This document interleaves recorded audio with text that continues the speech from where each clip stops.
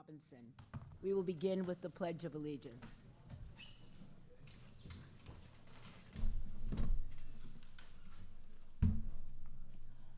I pledge allegiance to the flag of the United States of America and to the republic for which it stands, one nation, under God, indivisible, with liberty and justice for all.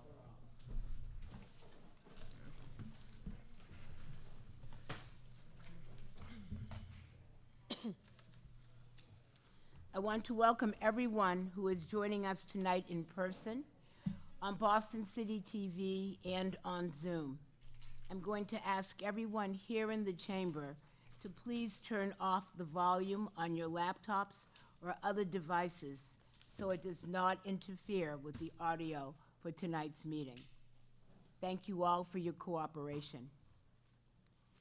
Tonight's meeting documents are posted on the committee's webpage, bostonpublicschools.org/school committee, under the May 8th meeting link.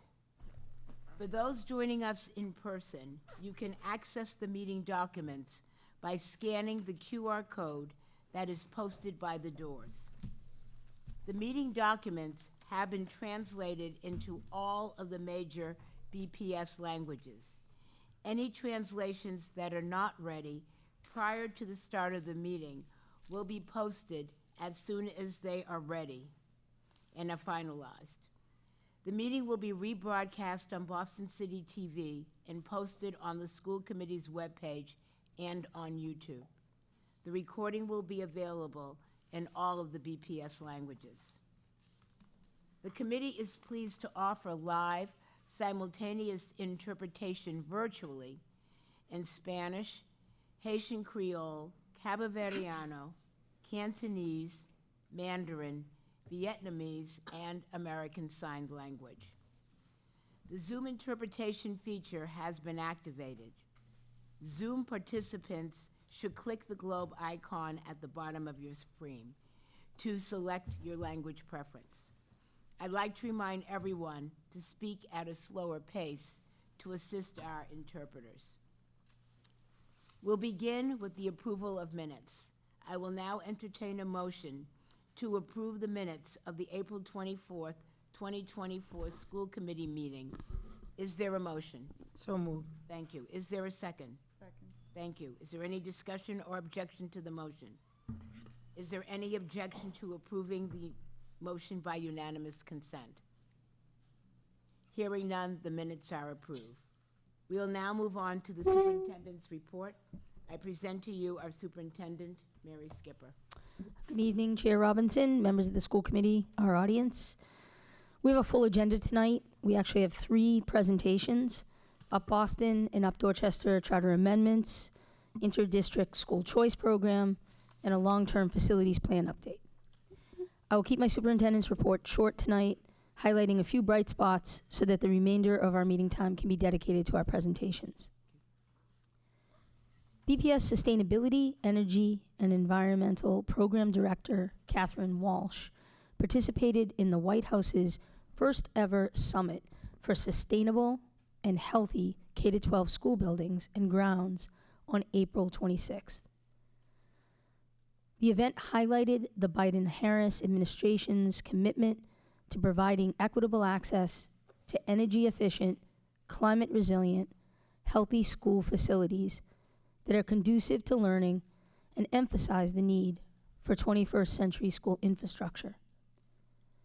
Speaking on the Equity and Justice panel, Catherine shared best practice from the Green New Deal for BPS, such as improvements to drinking water access, indoor air quality, and outdoor teaching and learning through the use of the unprecedented federal funding for schools. Throughout the summit, BPS was recognized as a national leader in these areas and commended for approaching sustainable infrastructure improvements through a commitment to protecting public health and creating a healthier school environment. I want to thank Catherine for representing the outstanding work of our district. Students from Snowden International High School recently participated in the Historically Black College and University Tour experience. the second annual 5-day tour of historically black colleges and universities for 50 high school students stretching from Atlanta to Washington, D.C. In addition to the campus visits, students are immersed in the local culture by visiting significant museums, including the National Center for Civil and Human Rights in Atlanta and the National Museum of African American History and Culture in Washington, D.C. This trip is organized by Snowden's Black Educators Group. This educational journey consistently stands out as a highlight for Snowden during the school year, and we're looking forward to expanding the program in following years. The BPS Office of Specialized Services hosted its annual Autism Acceptance Celebration on Monday, April 29th, here at the Bowling Building. It was a great celebration of the spectrum of neurodiversity within our student community. BPS offers a wide array of student support and services for autistic students ranging from ages 3 to 22. Event participants explored activities aligned with these supports by visiting tables showcasing these services. I want to thank the Specialized Services team, especially the work of Special Education Family Engagement Coordinator Yashi Perez, for making it a great event. BPS and Special Olympics Massachusetts celebrated the expansion of inclusion in sports programming in the district at 2 unified basketball jamborees at UMass Boston's Clark Athletic Center and the Reggie Lewis Track Center on April 26th and May 1st. The games were an example of our commitment to creating a more inclusive and equitable environment in our schools. Through sports, we are breaking down barriers and celebrating the diverse talents of all of our students. The unified basketball teams consisted of 239 athletes, students with intellectual disabilities or autism, and 181 partners, students without intellectual disabilities or autism, from 18 BPS schools and 1 charter school. The cornerstone of the celebration is the first of its kind $450,000 partnership between BPS and the Special Olympics, which focuses on bolstering special education services. Through the partnership, Boston Public Schools gained access to Special Olympics resources and, after meeting certain benchmarks, earned the nationally recognized Unified Champion School designation. Many, many more bright spots I could share. Those are just a few, Chair, but I will keep that report short so that we can get on to the presentations. Alrighty. Thank you, Superintendent. I'll now open it up for questions and discussion from the committee. Any questions? I just have one. Who was the audience for the autism awareness? So it was really an opportunity to bring parents together. We didn't have students, but we had parents, we had partners, and we had providers all in the same space. And it was just a wonderful sharing of what's available for resources so that families could understand, more of what they could have in place for students. And I think it also gave our partners an opportunity to hear what parents might want. Okay. And at another time, I'd really like to hear a lot more about what we're doing, particularly with Special Olympics, Sure. particularly through the younger grades. Yeah, absolutely. Anything else, Meredith? I don't know if maybe it's for next week, but historically, when the budget goes to city council, we just sort of stop the discussion. I am curious, based on the conversations happening there, is there any update for us on changes that are being made that we should know about? So we've had multiple hearings at this point. I want to say 4. We have a few more toward the end of May. There's been a lot of really good questions. There hasn't been any other feedback given, just a lot of us providing clarity. I think the fact that we did the initial city council meeting and before the budget came to school committee really had a better understanding from counselors as to what they were representing and looking for. That was very helpful this year. Councilor Worrell supported that for us. So there's really at this point just been dialogue and lots of information provided. Sometimes we have the information at the hearing. Sometimes we have to pass it over afterwards. But happy to share the kinds of questions that they're asking. Thank you. Thank you all. I'll now entertain a motion to receive the superintendent's report. Is there a motion? So moved. Thank you. Is there a second? Second. Is there any discussion or objection to the motion? Is there any objection to approving the motion by unanimous consent? Hearing none, the superintendent's report is approved. We'll now move on to general public comment. Thank you, Chair. The public comment period is an opportunity for parents, caregivers, students, and other concerned parties to make brief presentations to the school committee on pertinent school issues. Questions on specific school matters are not answered at this time, but are referred to the superintendent for a later response. Questions on specific policy matters are not answered at this time, but may be the subject of later discussion by the committee. The meeting will feature 2 public comment periods, with the first comment period limited to 1 hour. Priority will be given to those testifying in person. Time permitting, the committee will then open it up for virtual testimony. After 1 hour, anyone who hasn't testified will have the opportunity to do so at the end of the meeting. We have 15 speakers this evening. Each person will have 3 minutes to speak, and I will remind you when you have 30 seconds remaining. If your remarks are longer than 3 minutes, please email your comments for distribution to the committee. The time that an interpreter uses for English interpretation will not be deducted from a speaker's allotted time. Speakers may not reassign their times to others. Please direct your comments to the chair and refrain from addressing individual school committee members or district staff. Please state your name, affiliation, and what neighborhood you are from before you begin. We will begin this evening with our in-person speakers. Our first speakers are Rosemary Keane, Rowan Sporte-In, followed by John Mudd, Emmanuel Tikili, Nairi Smith, and Deidre Manning. Thank you. Can you hear me okay? No. just No? Pull it closer. Closer. Is that a little better? Yes. Have to get close, yeah. Thank you very much for your time this evening, Chairperson Robinson and Superintendent and everybody. I'm Rosemary Keane.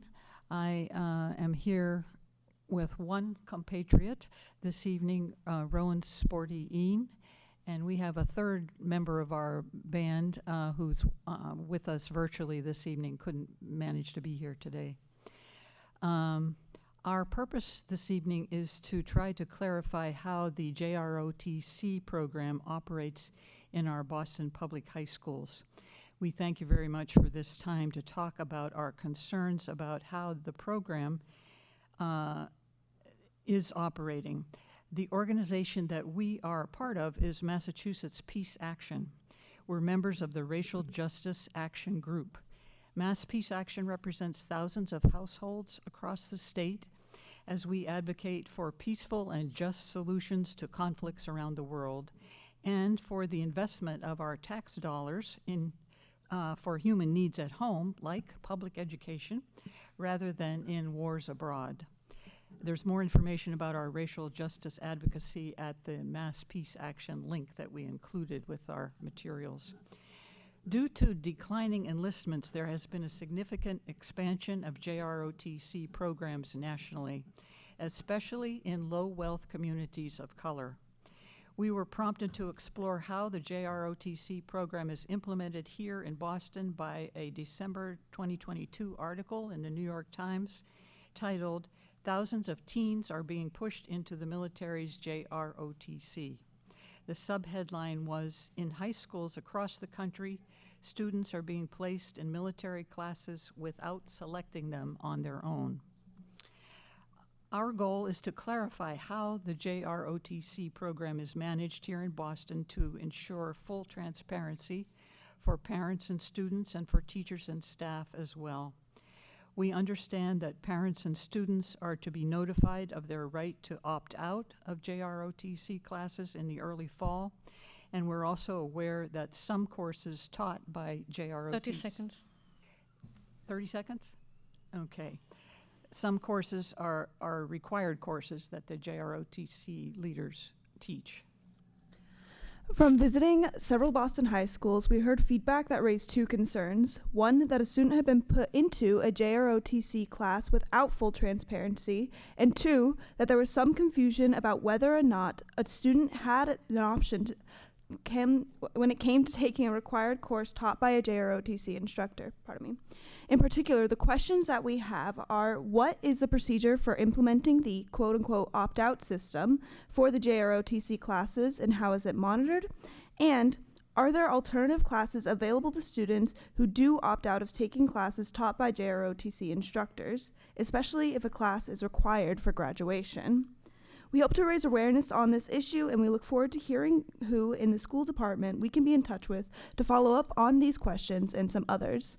Again, we thank you very much for your time this evening. We know you are in the midst of addressing so many important issues at the end of a very busy school year. We thank you for all the work that you do. Thank you. Next speaker is John Mudd.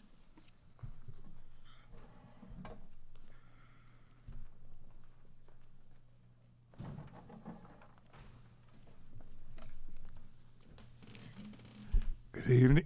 Excuse me. Good evening. My name is John Mudd. I'm a resident of Cambridge and a longtime education advocate in Boston. A month ago, I testified about the long-term facilities plan and raised a number of questions. None of them were answered then. Maybe some will be tonight.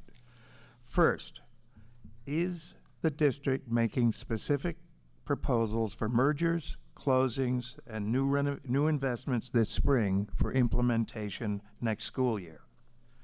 Who is on the so-called time-bound advisory working group that the plan says will review these proposals? When and how will the affected families and communities be engaged in developing proposals before they come to the school committee? Many of us have advocated for years that families and communities should have the opportunity to review and help develop facilities plans when they are in the draft stage of development. BPS has never done this, and it hasn't worked. The timeline is outlined on page 47 of the long-term plan has no provision for the engagement of the community in the development of specific proposals. The only commitment is to, quote, clearly communicating why the decision was made, end quote. The whole orientation by BPS and the mayor's office seems to be to tell parents and communities what the district has decided to do to them. It is not designed to engage the community in any authentic way in the development of the proposal. This approach has failed in the past. It has led to protest, not participation. It has increased cynicism and mistrust. What is the superintendent and the mayor's office proposing that is different this time? What will the school committee require on community engagement before proposals are brought to them? There are other significant gaps in the long-term facilities plan that the school committee should insist be addressed. First of those is enrollment. There's been no in-depth discussion about the implications of the decline in overall enrollment or any projections of student enrollment by neighborhood, including the number and proportion of multilingual learners and special education students in the schools. There can't be any serious evaluation of the impact of proposed closures and mergers without those numbers. Demand that you see them before making any decisions on facilities. Education quality. Although the physical condition of school buildings has major implications, the quality of education within those buildings is what is critically important for the students. Principals and teachers. The impact of the education teams in each school is Thank what you, Mr. counts Mudd. for most students. Your time is up. Thank you for hearing me. The only other issue that I would hope you would address is the actual implementation of the racial equity planning tool as it is Speaker. designed. Thank you. Next speaker is Emmanuel Tikili.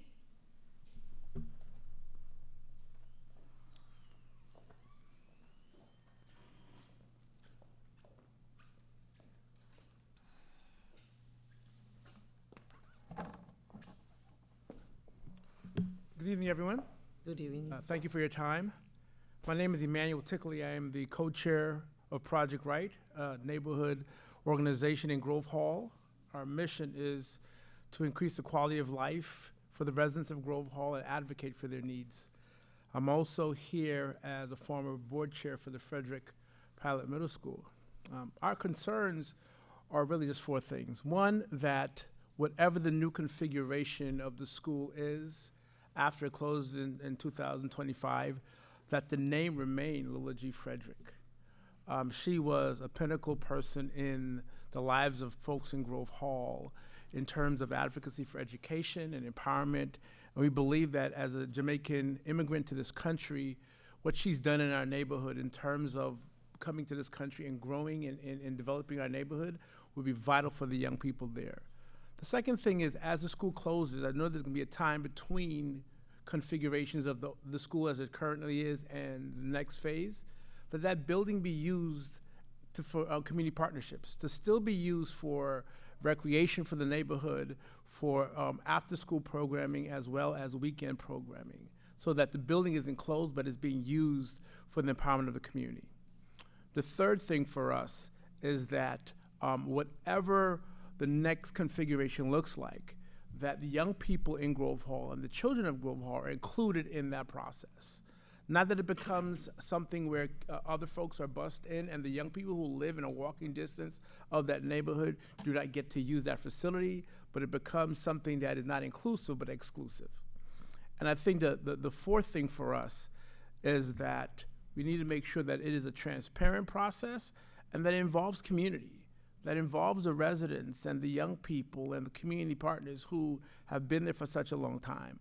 I did a mathematical number and I realized that I have seen 20 to 25 principals since I've been in Project Right come through the schools of Grove Hall. And many of us there in the community are still there. So that says to me that a lot of times those who are educating our kids leave those institutions, but those of us who walk with those families and those members are still there. And we need to be included in the process of how the decisions are made. Thank you for your time and appreciate it. Have a good evening. Thank you. Thank you. Thank you very much. Next speaker is Nairee Smith.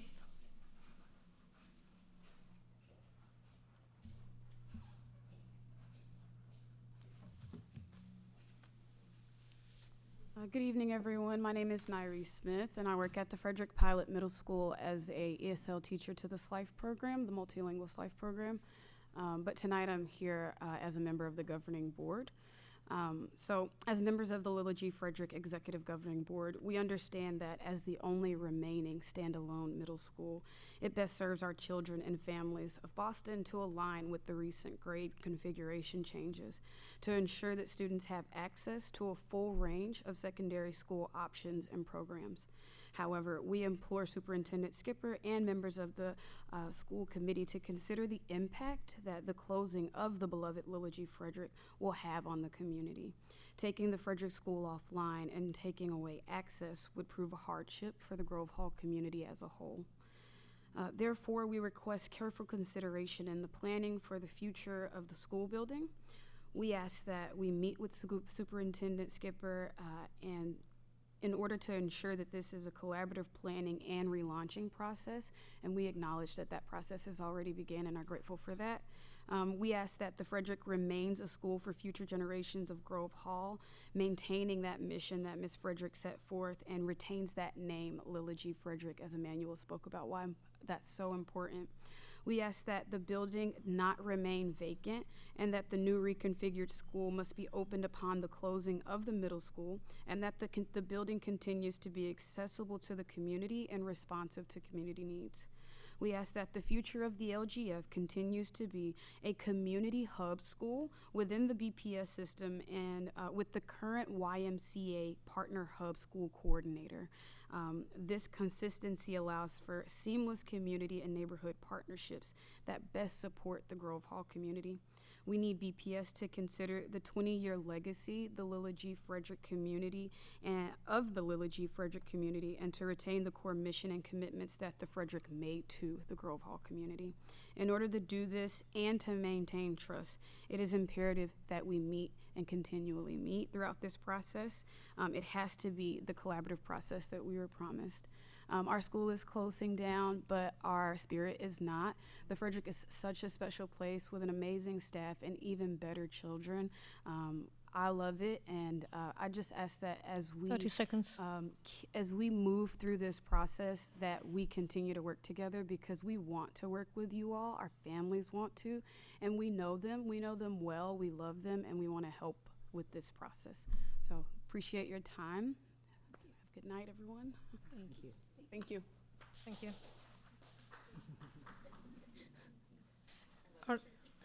Our last in-person speaker is Deidre Manning.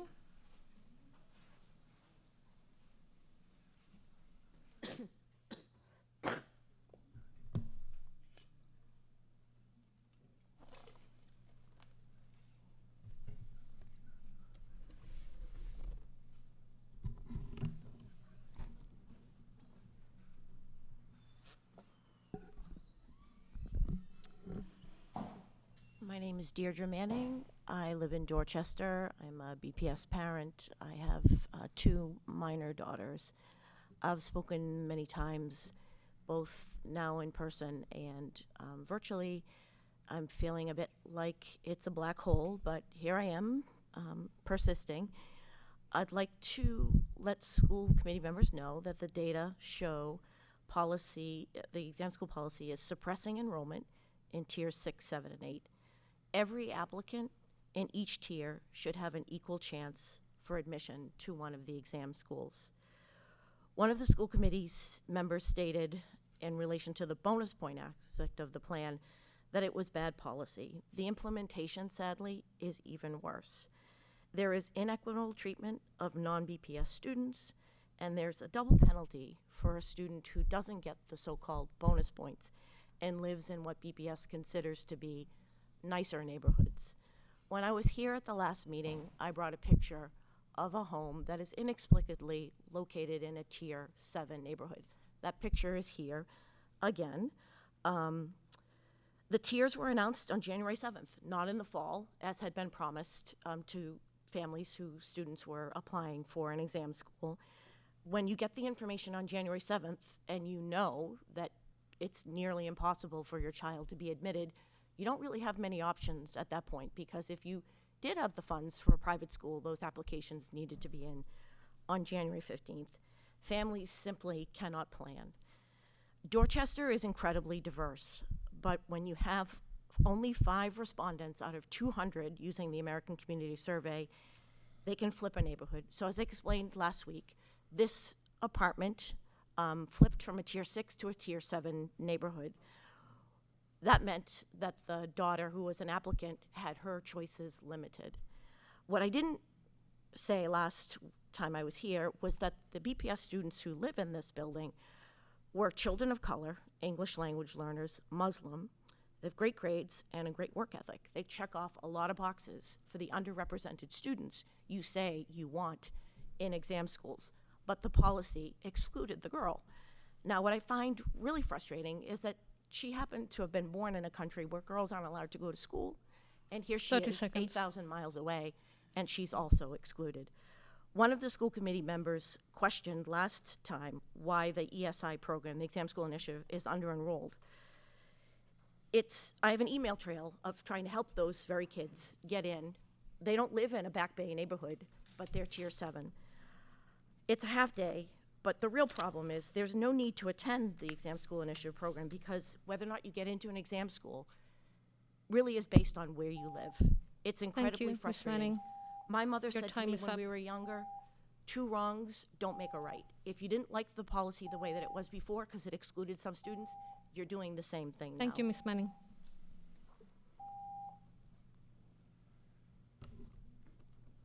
We will now transition to virtual testimonies. Please make sure you're signed into Zoom with the same name you used to sign it up for public comment. And be prepared to unmute yourself and turn on your camera when it's your turn to testify. Please raise your virtual hand when I call your name. Next speaker is Janishka Jean.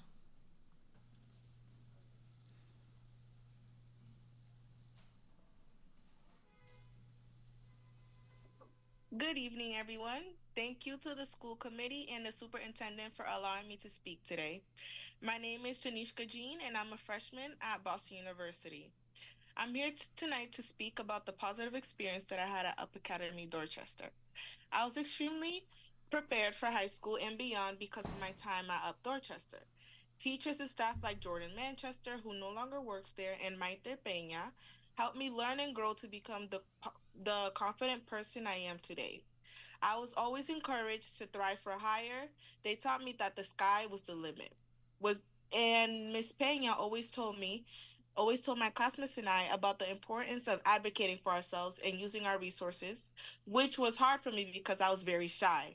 But I carried that with me all throughout high school and now college. Thanks to Ms. Manchester, in the seventh grade, I was selected to be in the Red Sox Scholars Program, where I was giving a $10,000 scholarship that's now helping pay for my college tuition. I didn't believe I would get into the program because there were hundreds of other students in the BPS who were also applying.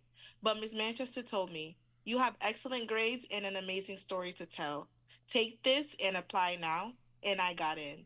She also took me to my interview, which I appreciated so much because it proved that she cared for me. Anyone that goes through Up Dorchester will have a strong support system and will be set up for success in the future, academically and as a person. Students are reminded daily of the school core values, which are teamwork, integrity, grit, engagement, and respect to walk them through life. Thank you so much. Thank you very much. Our next group of speakers are Suleika Soto, Mike Heichman, and Jennifer Medeiros Crab. Suleika Soto.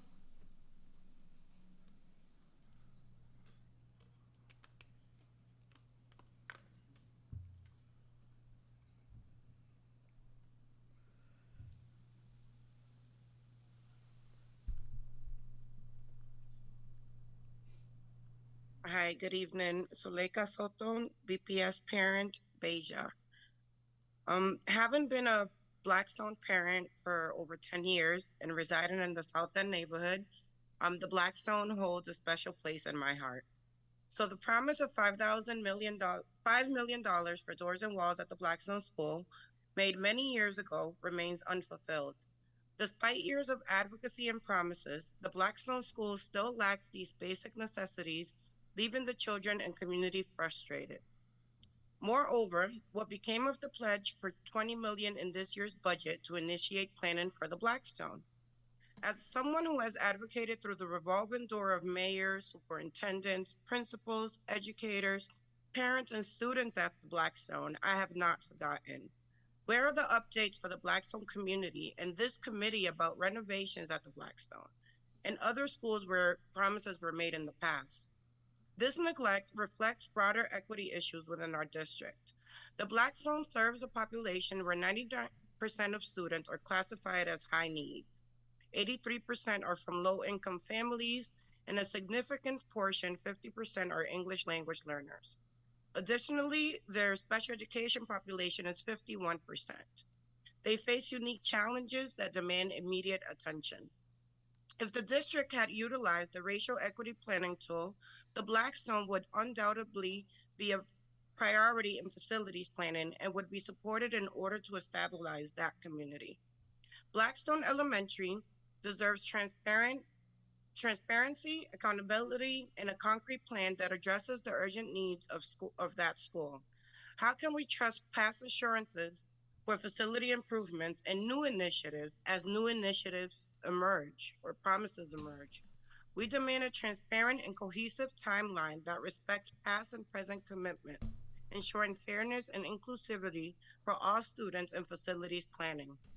It is imperative that the district release a full long-term facilities plan, complete with specific building plans. This plan must be guided by the implementation of the racial equity planning tool to ensure equity across all demographics, and the results of this analysis must be shared publicly to uphold transparency. It is time for accountability, it's time for transparency, it is time for action. Sometimes I feel like the Blackstone is being punished for advocating for a sixth grade, which I was a part of as well. So I'm just asking this committee to please ask about the Blackstone, what is going on, what is the plan. There are 5 strands in the Blackstone, which is way more than what the district plans to do at other schools, and the pool has not been working. The library Thank you, in the Ms. South Soto. End is Your not time is up. working. So please take a deep look at the Blackstone and ask about it today. Thank you. Next speaker is Mike Heichman.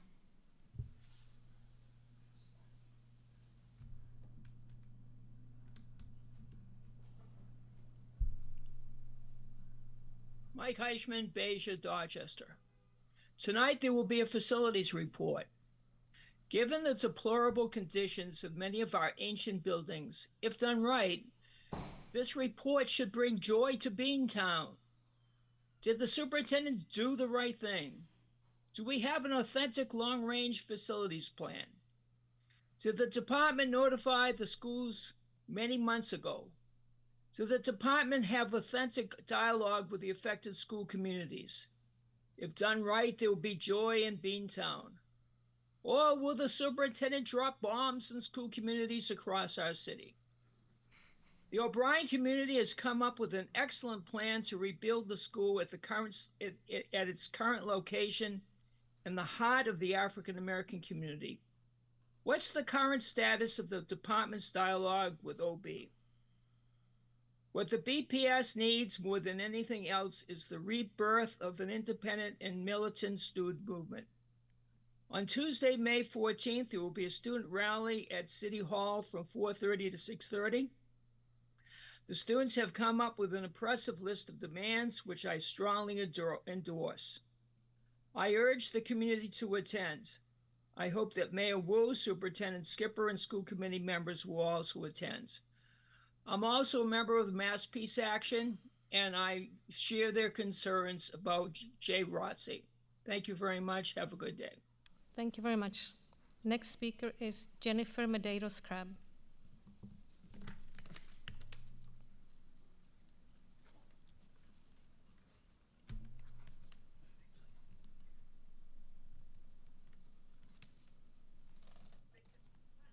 Thank you, Madam Chair and school committee members. Thank you, Superintendent Skipper. My name is Dr. Jennifer Medeiros-Crabb, and it's my 20th year as a school psychologist for the Boston Public Schools. According to the National Association of school psychologists are uniquely qualified members of school teams that support students' ability to learn and teachers' ability to teach. School psychologists receive training in both psychology and in education, training that includes a focus on child development, curriculum, classroom management, counseling, data collection and analysis, and assessment. We understand academic instruction, special education, and universal design for learning. In my 20 years in this district, I have worked under 9 superintendents, including 4 interim superintendents. Each administration views the work of school psychologists in a different light and places different values on our role. In contrast, the supervision of the Behavioral Health Services Department, which includes school psychologists, has remained consistent.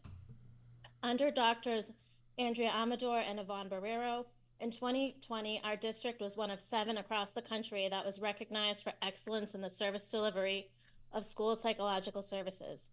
Because of our comprehensive role, we are currently one of 28 schools across the country that has received this level of recognition. For the past 5 years, I've worked full-time in a small elementary school in Dorchester.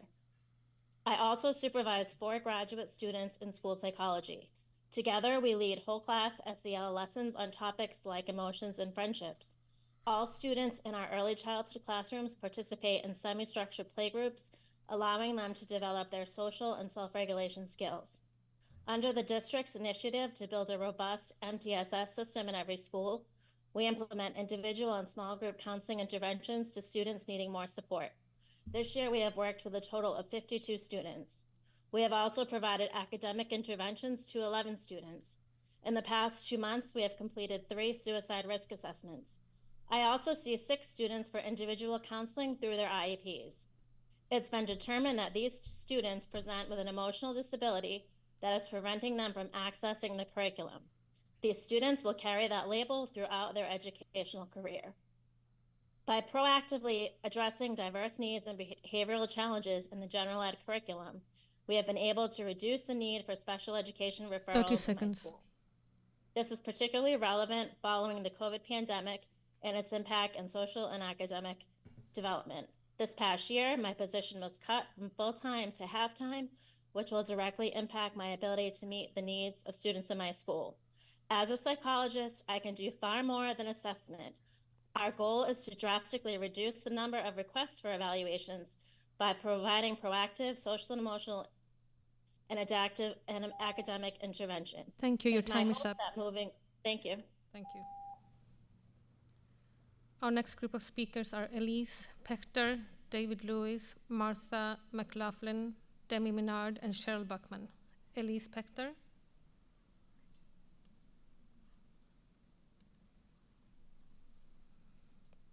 Good evening. Can you hear me? Yes, we can hear you. Thank you. My name's Elise Pechter. I live in Jamaica Plain. I have a grandchild in Boston Public Schools, and I work with FAMCOSA, Families for COVID Safety, and MASCOSH. I welcome this chance to speak to the school committee and superintendent and add my voice to the parents, educators, students, organizations, and community members who are fighting for our schools, for racial equity, for ventilation in the 96 schools that do not have it, for repairs and improvements in decrepit school buildings, and improvements that will contribute to the education of our children. But today I want to speak to the long-term planning. We still have not yet seen the promised long-term facility plans or even proposals or possibilities for the next round of new school buildings and mergers and closures. The many meetings and consultant reports have used jargon, provided confusing hypotheticals, displayed methods and processes and pieces without providing any concrete proposals. We need time and information to be involved and to actually participate in the decision-making. BPS has listed 46 schools that do not meet their models.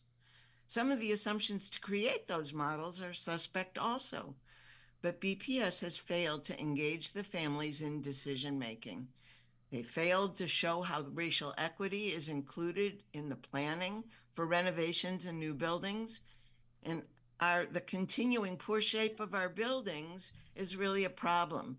The evaluations have shown the effects of decades of neglect, and the errors in judgment and move of the proposed move to West Roxbury has eroded confidence. We were hoping that the long-term plan would demonstrate that BPS could come forward with proposals that show how they propose to address the facilities in the worst shape, how they were adding ventilation where needed, how they were providing art, music, and libraries where there were none, and how to include spaces and services for students with special education needs and language needs. Even the compilation of the data was not done by BPS, 30 seconds. by advocates. Please ensure that these plans are developed with us, with families and educators, and that you share those proposals so we can participate. Thank you. Thank you very much. Next speaker is David Lewis.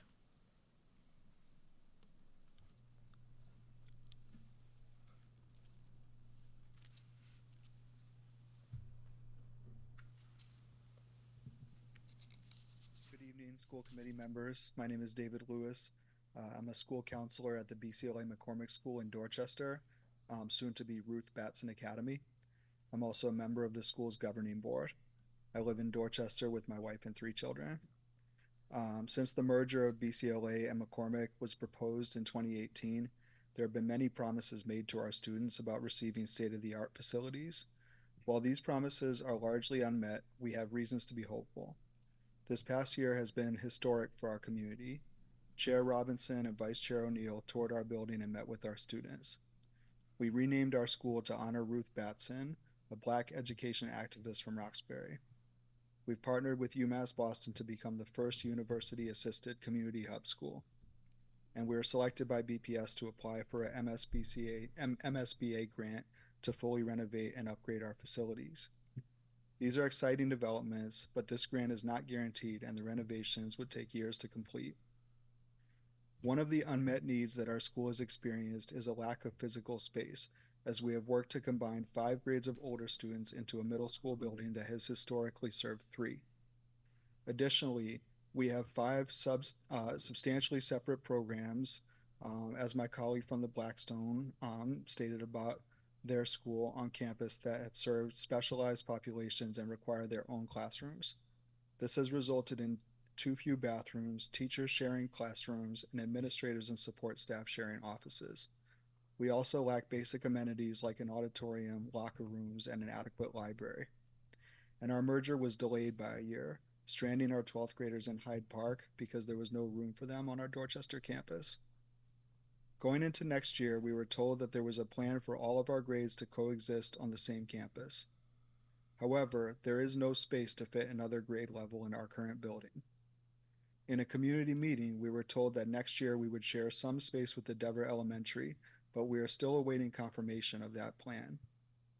Last April 2023, we wrote a letter to the school committee and the superintendent that included a request for modular buildings to accommodate the foreseeable space crunch. That request was denied. We are now in May of 2024 and are without assurance of a viable option to meet our space needs for the start of school in September. 30 seconds. Our governing board is united in responding to this news with outrage, and I'm here tonight to share this news with the school committee and to state our intention to organize.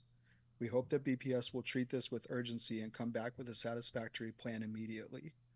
We submit that exam schools and those serving more affluent populations would not be subjected to these conditions, and that the continued deprioritization of our schools' needs amounts to historical oppression. Thank you in advance for your attention to our young people, families, and educators. Thank you very much. Next speaker is Martha McLaughlin.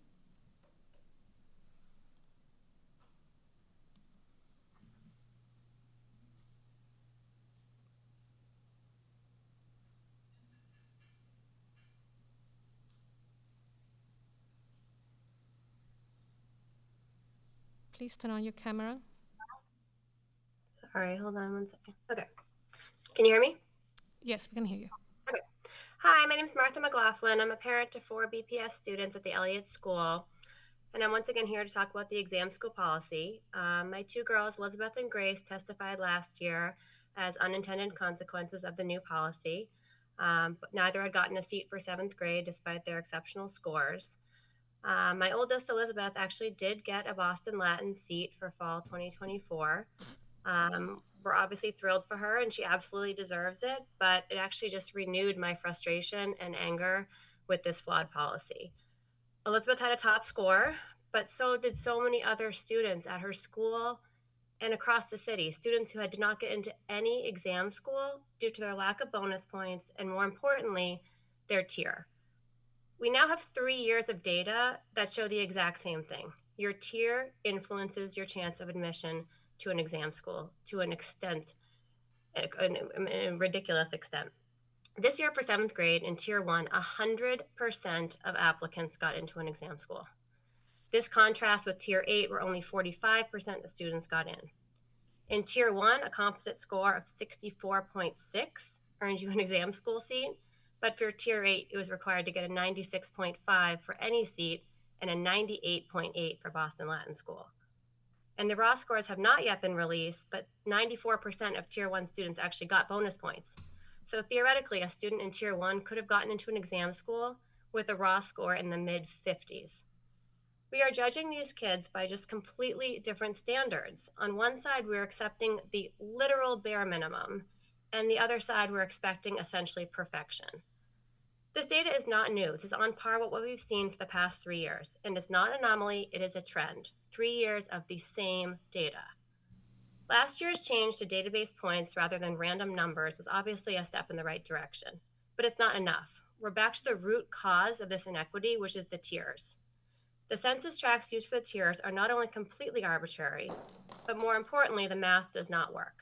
The tiers are completely disproportionate sizes, but the number of seats per tier are fixed. This is completely illogical, but is not an insurmountable problem. Fix the math, allocate equal number of applicants to each tier, so each child's tier has the same admission rate. 30 seconds. This reallocation would still preserve the diversity of the policy, but also allow for fair access. It is pretty exhausting and tedious to keep fighting the same policy year after year, especially in the face of repetitive and confirmatory data. Your tier unequivocally determines your outcome in the exam school process. Please fix the math and give each applicant a fair chance regardless of their tier. Thank you. Thank you. The Minard is not signed into the meeting. Our last speaker is Cheryl Beckman.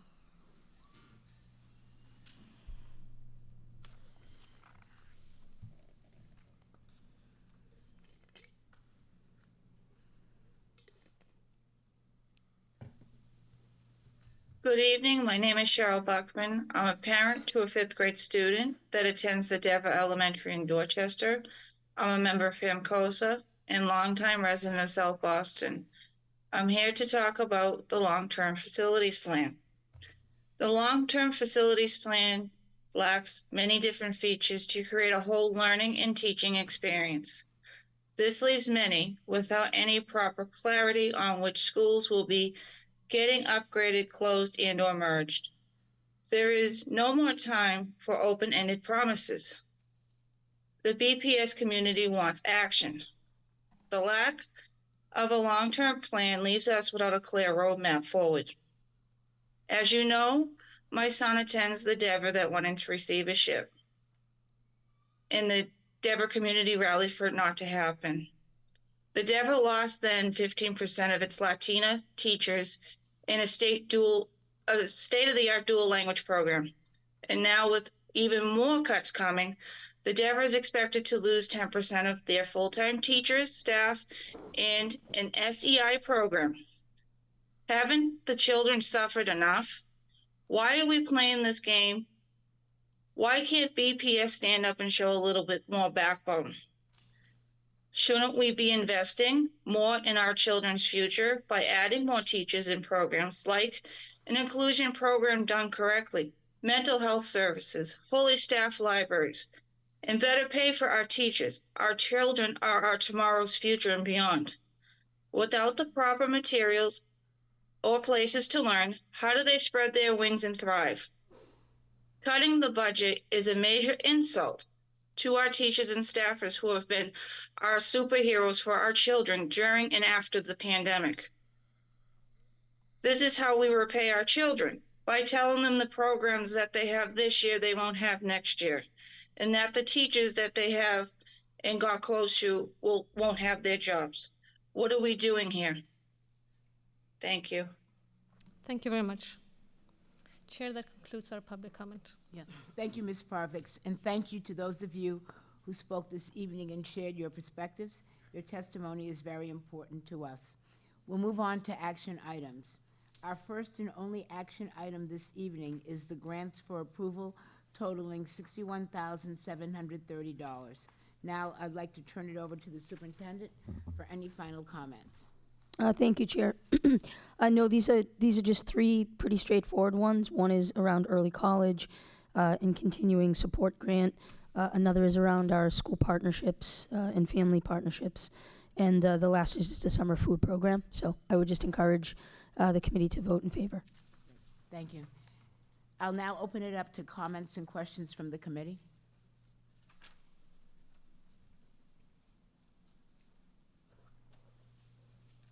Is there any discussion? Any questions? Okay. Thank you. I'll now entertain a motion to approve the grants as presented. Is there a motion? So moved. Thank you. Is there a second? Is there any discussion or objection to the motion? Is there any objection to approving the grants by unanimous consent? Hearing none, the grants are approved. We'll move right into the reports. This evening, we have 3 reports on our agenda. Therefore, it is crucial that we optimize our time management to ensure we can wrap it up at a reasonable hour. Each of the presentations will have a designated time limit. I've asked Ms. Parvix to please remind us when we approach our scheduled presentation times. I'm also asking the members to reach out to staff if you have additional questions that were not answered at this meeting. We're not voting on any of the reports this evening, so there is time in between meetings to gather further information. Our first report this evening is the Up Academy Boston and Dorchester Charter Memorandum of Understanding Amendment. I'll now invite the Chief Operating Officer of Up Education Network, Mike Bauer, to please step forward to share the amendments to the MOA. And so we're going to aim to keep this presentation and discussion to a maximum of 30 minutes. And I know Mr. Bauer plans on being brief. Yes. Thank you. Hi, thank you. Can you hear me okay? Great.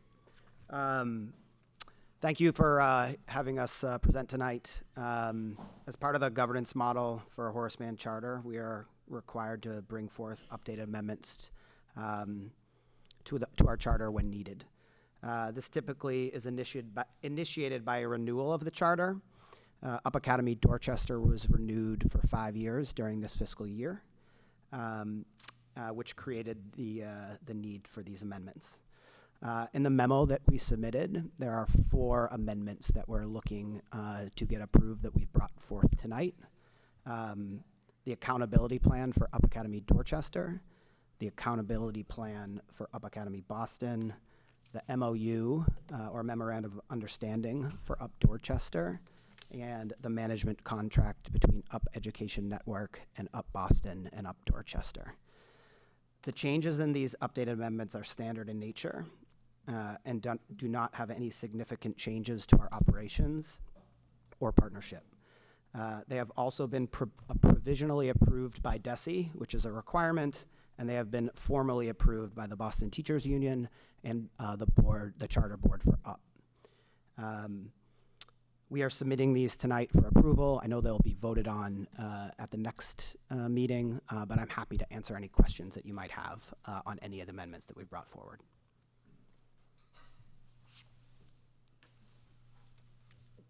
I'm sorry that I had mistaken and forgot to give you a moment to. It's never a problem, Chair. No, I would just urge, this is really just a very traditional process and part of the work we do with UP.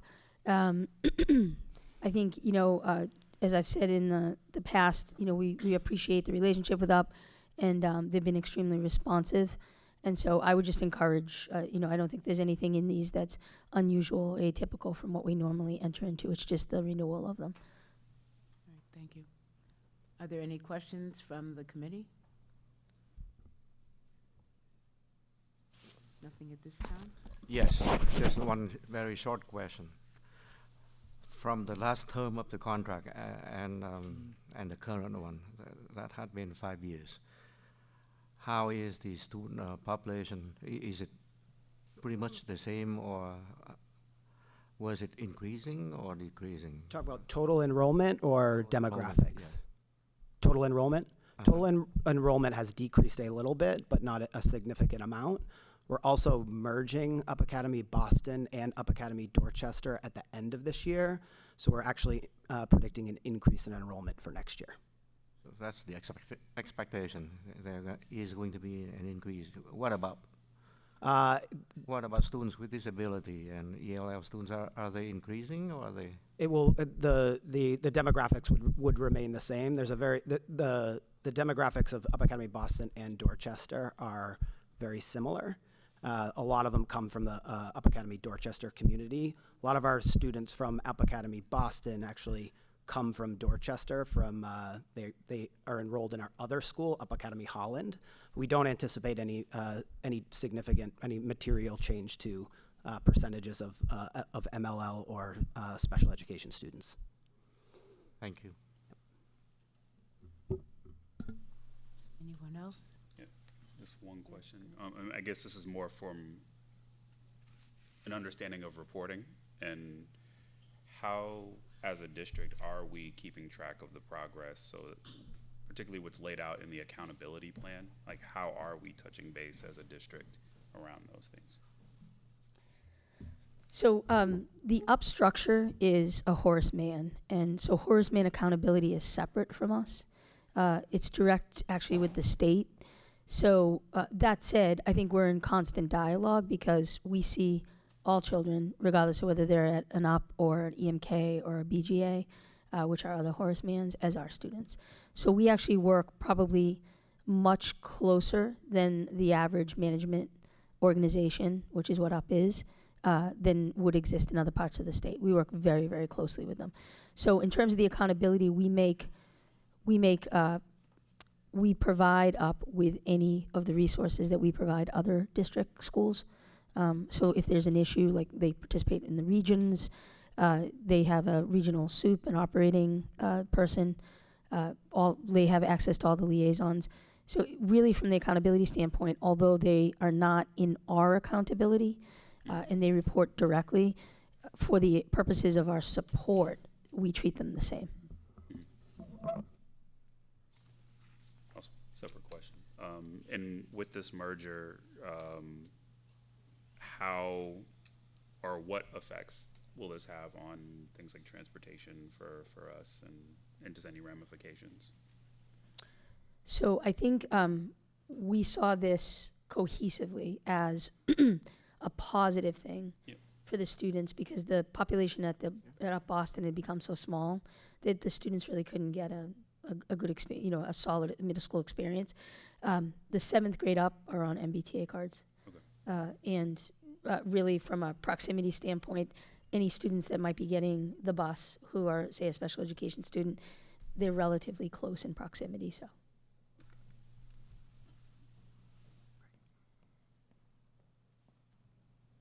Okay, that's it. Then thank you. The committee looks forward to taking action on these charter amendments at our next meeting on May 22nd. Thank you so much. Thank you so much. Thanks, Mike.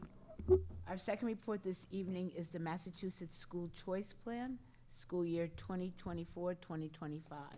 Let's aim to keep this presentation and discussion under 45 minutes.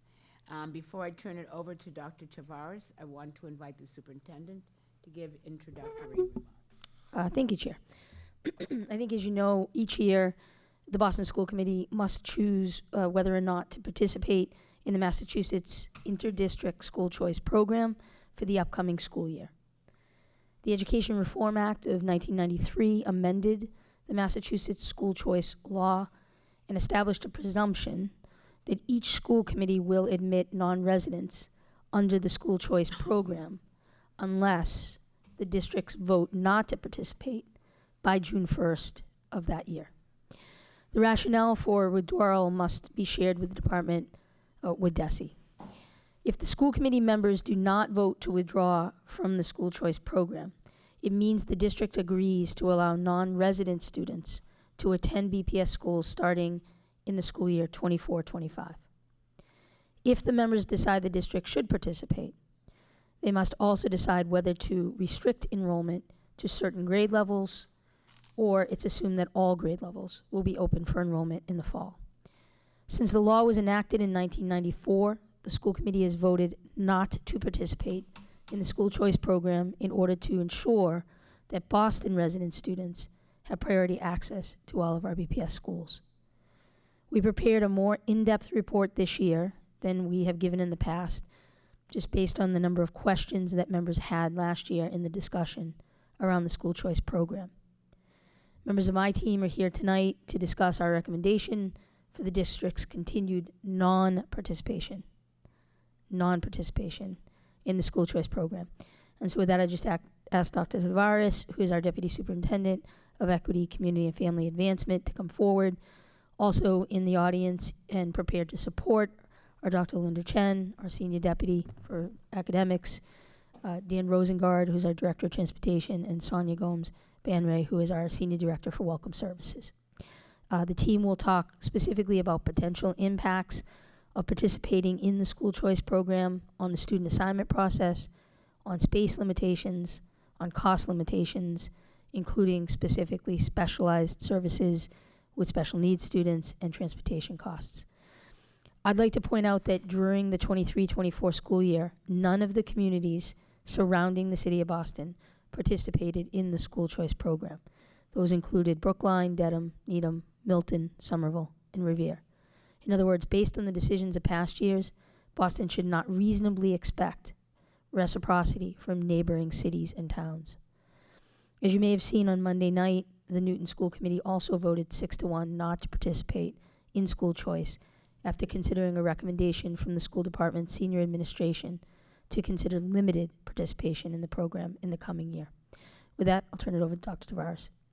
Thank you, Superintendent Skipper, Chair Robinson, and school committee members, for the opportunity to share with all of you an overview of the Massachusetts Interdistrict School Choice Law for school year 24-25.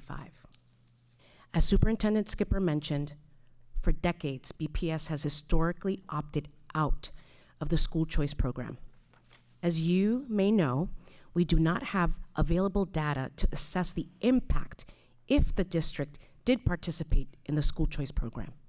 In addition, we cannot accurately project how many non-resident students would enroll and the impact of that enrollment in terms of grade level, communities, and overall cost of participation.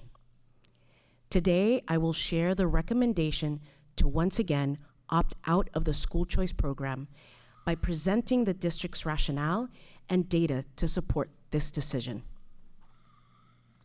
I ask that this body take into consideration 4 key areas: student assignment issues, cost implications, the decisions of school committees in neighboring communities, and space limitations.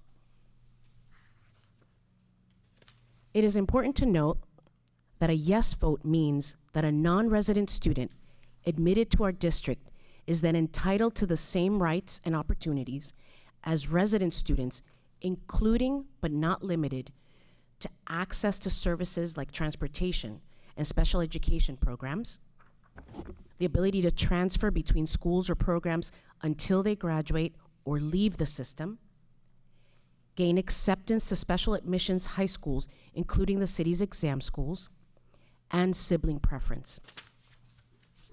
First, let's take a moment to focus on student assignment issues. Currently, approximately 49,338 students are enrolled in the Boston Public Schools, and we project 50,205 for the 2024-2025 school year. As you may know, during the months of July, August, and September, we welcome a large number of students who are Boston residents. On average, we register over 3,000 students in the summer. That is not always including families and students impacted by global political changes, requiring families to seek sanctuary in our city. For example, we responded to the influx of migrant families through a collaboration with the city and the state to ensure our families, and more importantly, their children, had access to an education. Our migrant students were quickly assessed, registered, enrolled, and sitting in classrooms. And now, as you all have witnessed, we must once again plan for a second wave of families entering our city.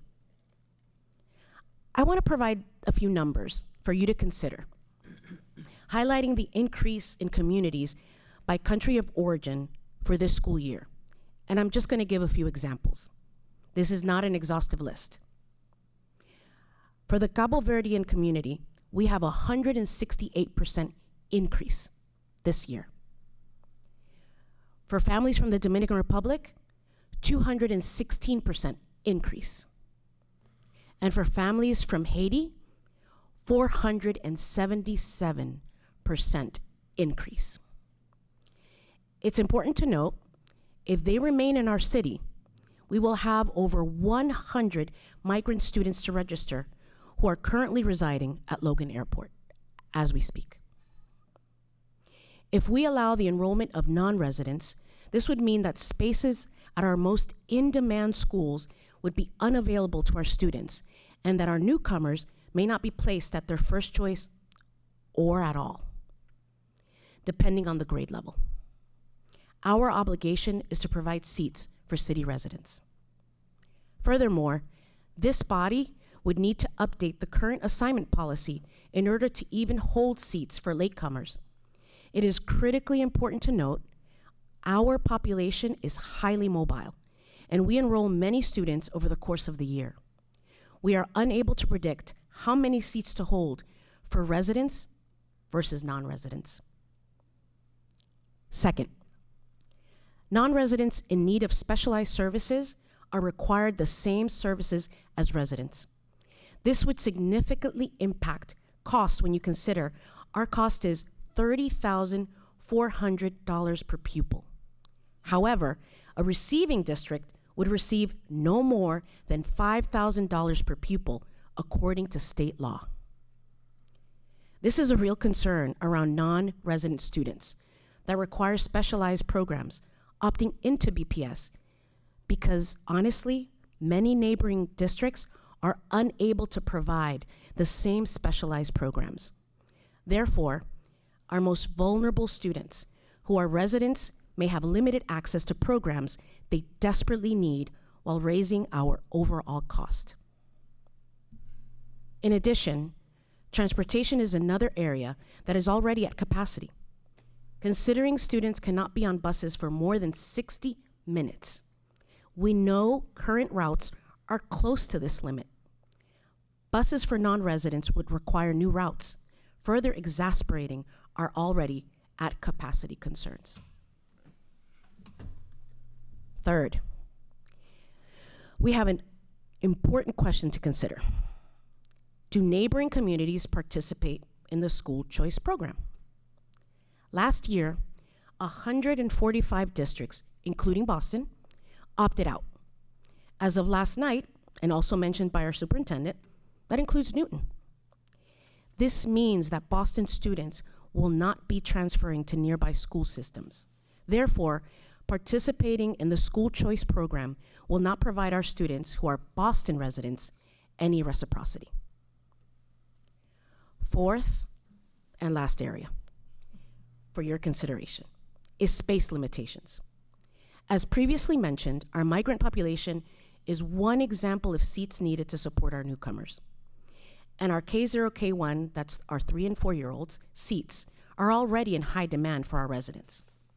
As a former principal with a K1 population in my building and that of many of my former principal colleagues with early childhood grades, we often experience the K0, K1 seats as consistently the highest waiting lists. Y'all have a big decisions on your hands. I hope this overview on the school choice program and its impact on our Boston families affords you the opportunity to make the best decision and the right vote on May 22nd. Thank you. Madam Chair, this concludes my presentation. Thank you. All right. Question. All right. Thank you, Dr. Tavares and your team for this presentation. I'm just going to go on the record that I totally support the recommendation given the challenges and opportunities that you discussed today as well. With that being said, it was interesting to learn a little bit more about the increase of newcomers that are coming from Cape Verde. I would like to further understand how we're assigning folks that are coming into Boston, into the district, just because of the challenges that we're seeing at the Burke in terms of numbers of newcomers that Cape Verde has decreased. Maybe it's because they're not at the age of high school. Maybe they're enrolling in our, K through, KA middle school, whatever that is. But I just think it would be really important to further understand, okay, not only for the Cape Verdean communities, but for the others. Especially, we have a lot of migrants that have come, not even just from Haiti, but coming through Chile, and they're speaking not just Haitian Creole, but also Spanish. So just further understanding, as we're making this decision, where are they being assigned, and are they being assigned at schools where there's actually specialized services that will help them navigate the district with the experiences that they are coming with. So that would be my only question. Would love to sit with the Welcome Center to further understand how those decisions are being made, especially for our newcomers who are coming from different countries. Thank you. Well, Community Member Barbosa, you often have a wonderful response to your questions because you know the city so well. And you answered it yourself in asking about the grade levels. Many of our students come, as you know, from the youngest age to the oldest student, and they are taking up seats across many grade levels. So that's one, and you already actually emphasized that. The other thing that I just want to clarify, when we think about student assignment, this idea that we assign them solely ourselves is something that I want to correct. Families come with a lot of questions. At the Welcome Center and at the Welcome Services, I would say the entire team, take a lot of time to really explain what are the options that families have according to the grade level, according to the program. Like everything is so specific to a particular family. And then families are given opportunities to have choice. And sometimes it's even surprising to me, having been a dual language person for such a long time, when families don't necessarily choose a dual language program. I often, and full disclosure, I'm surprised. But really the emphasis is making sure that we support families to the choices that are right for them.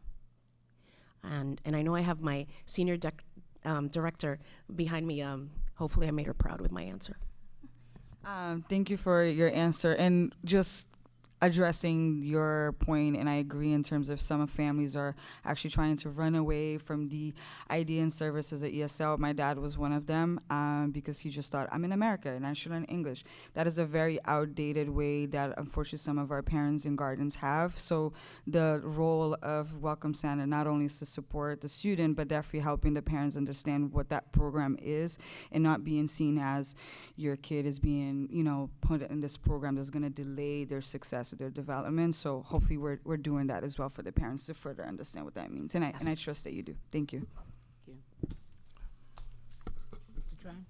Yes, I'm raising a number of questions, not because I'm not supporting the presentation and the upcoming vote, and not because I'm not going to support it or I'm supporting it. I'm reserving my concern for the time being. What I have expressly concerned with this is the fact that under certain legal view, this looks like a redlining issue to me, that we are trying to create a wall for certain income level family in certain areas while excluding families who cannot afford to stay in Boston and decide to live in other areas. So it's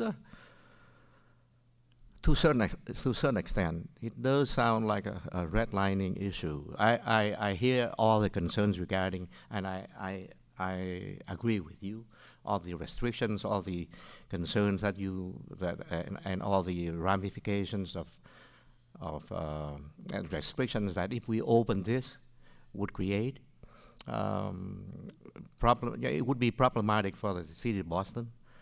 It's just one very, let's say, stupid question from me. Has it ever been, given the fact that all these neighboring communities who have voted against this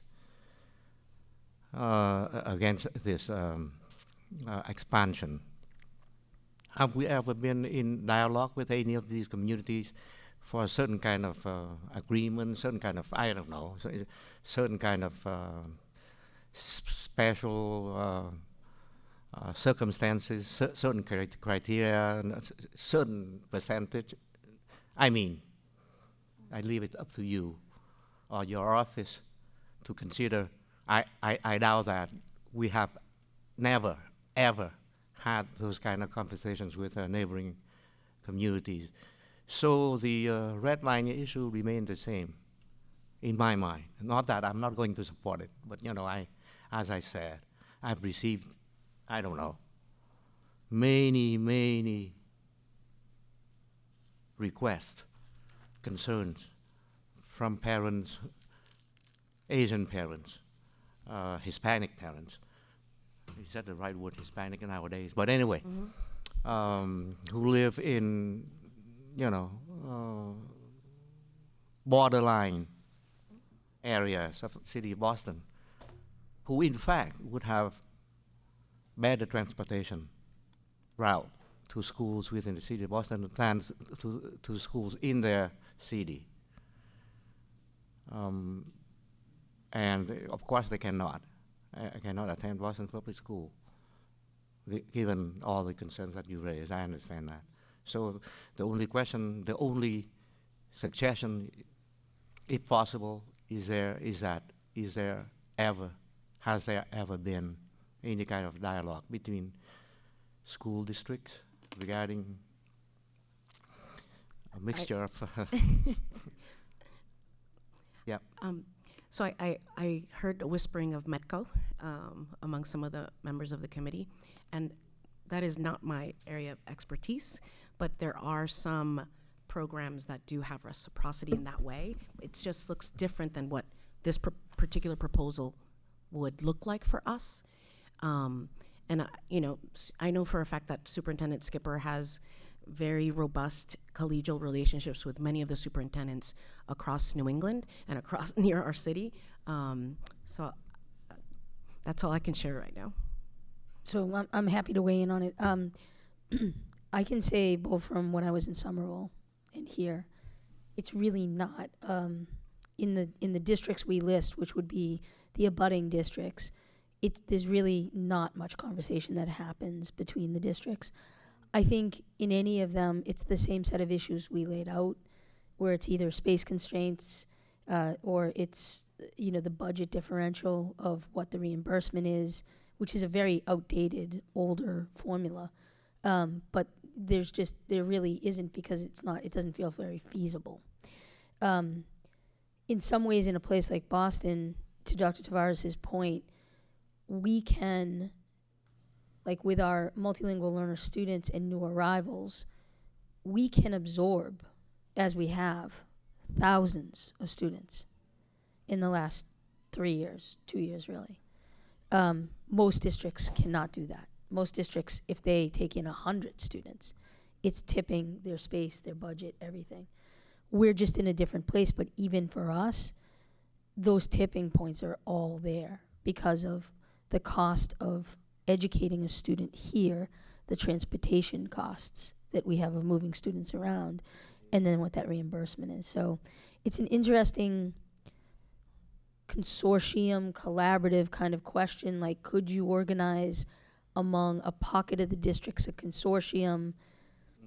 But the way that it's structured right now is you don't get to define who the reciprocity is with. So maybe we can suggest that to the state. But I see where I see your thinking, and it's interesting to think about were that to be the case. But for us at this point, just given where things are, we would be transporting the kids would be going so far, and the transportation costs, and then the special education costs were they to be students who need specialized services and or multilingual services. It's just it's a bit incomprehensible about how we would manage that. Okay, thank you.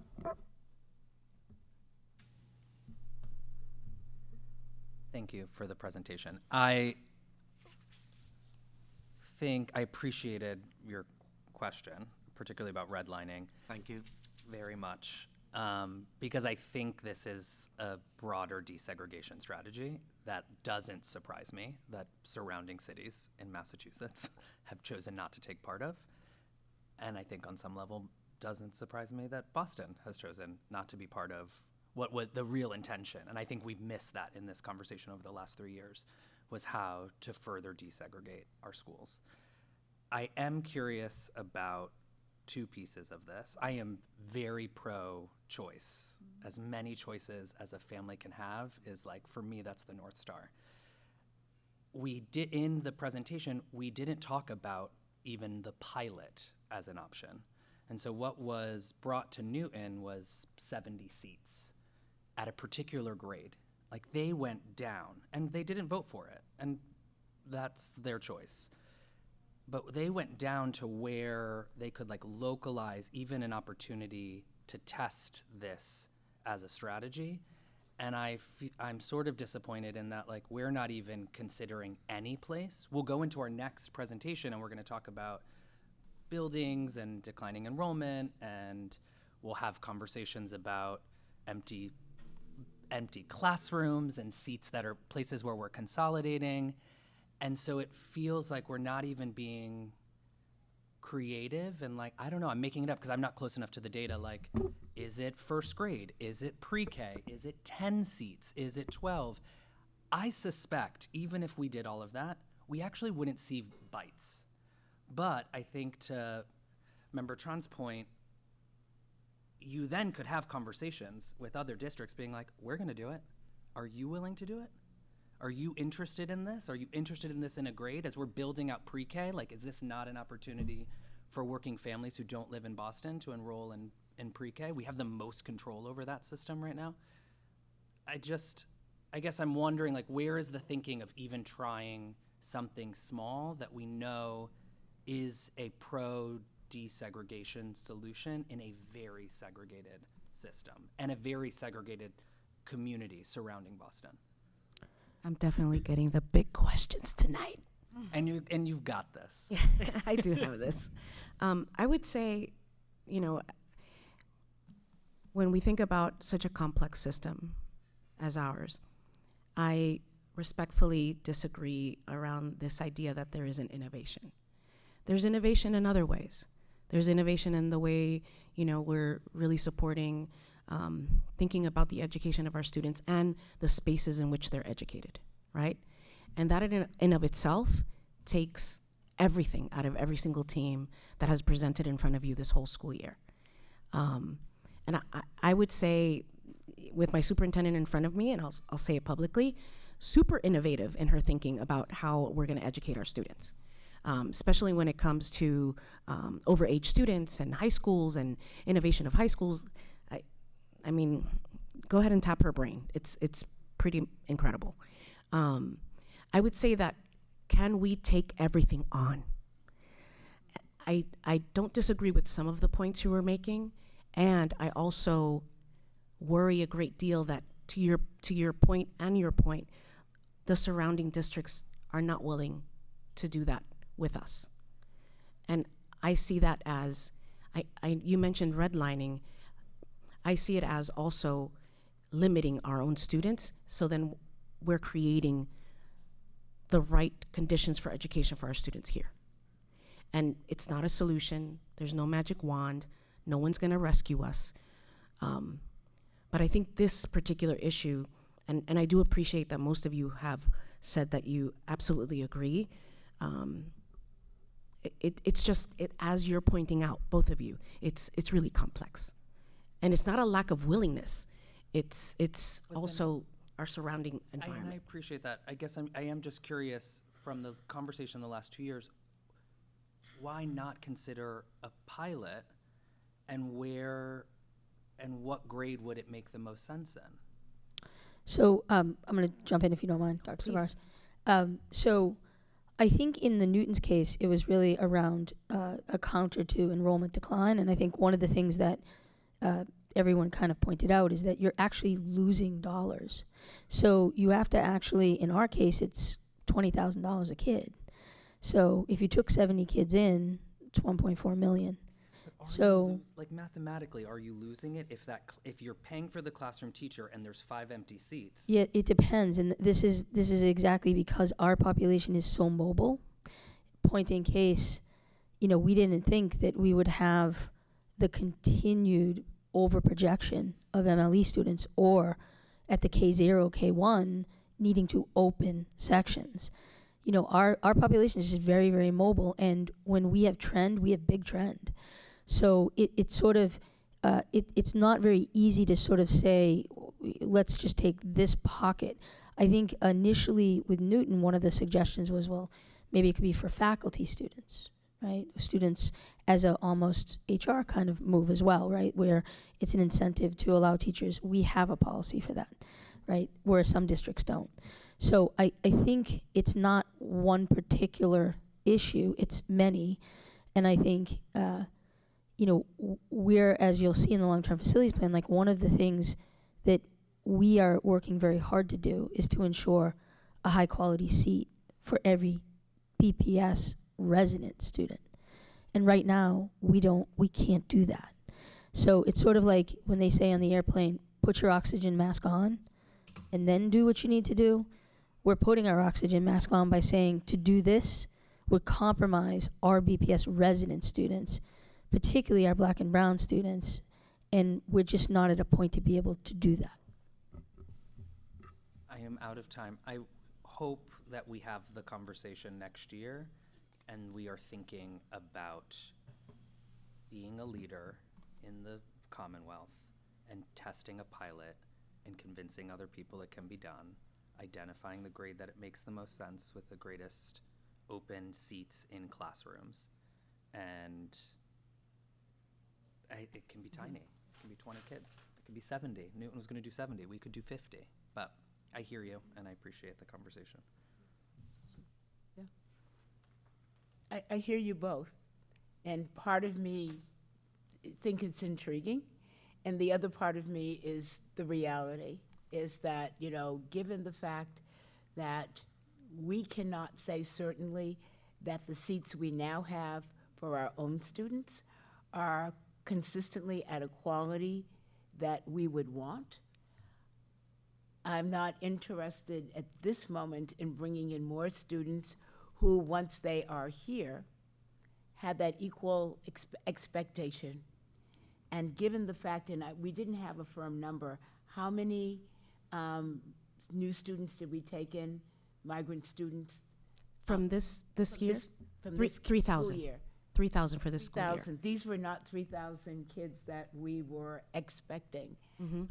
And we've taken them in, and as I say, quietly, but understanding the immense additional programming and resources that students that are living in Boston are taking. And we've not had a chance to even understand that impact yet, and I don't believe, I mean, we don't know. We've got 100 kids right now at the airport.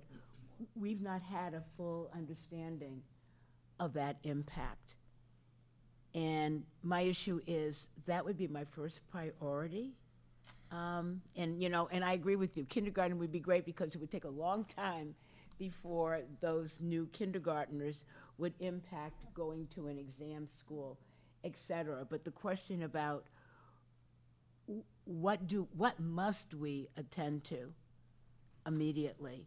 And, you know, and how do we continue to keep that idea moving forward, but how do we make sure we are talking about the reality of what we are experiencing when we've really not fully talked about that in terms of its impact on the you know, the district as a whole? Because, you know, I'm waiting to hear those conversations. I cannot imagine what taking in 3,000 kids of various needs is doing to our schools, and do we have the right resources for those?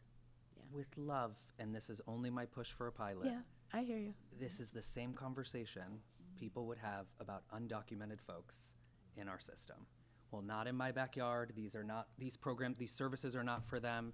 They're not Boston City residents. They're kids in the Commonwealth. If we have empty seats, we should serve them.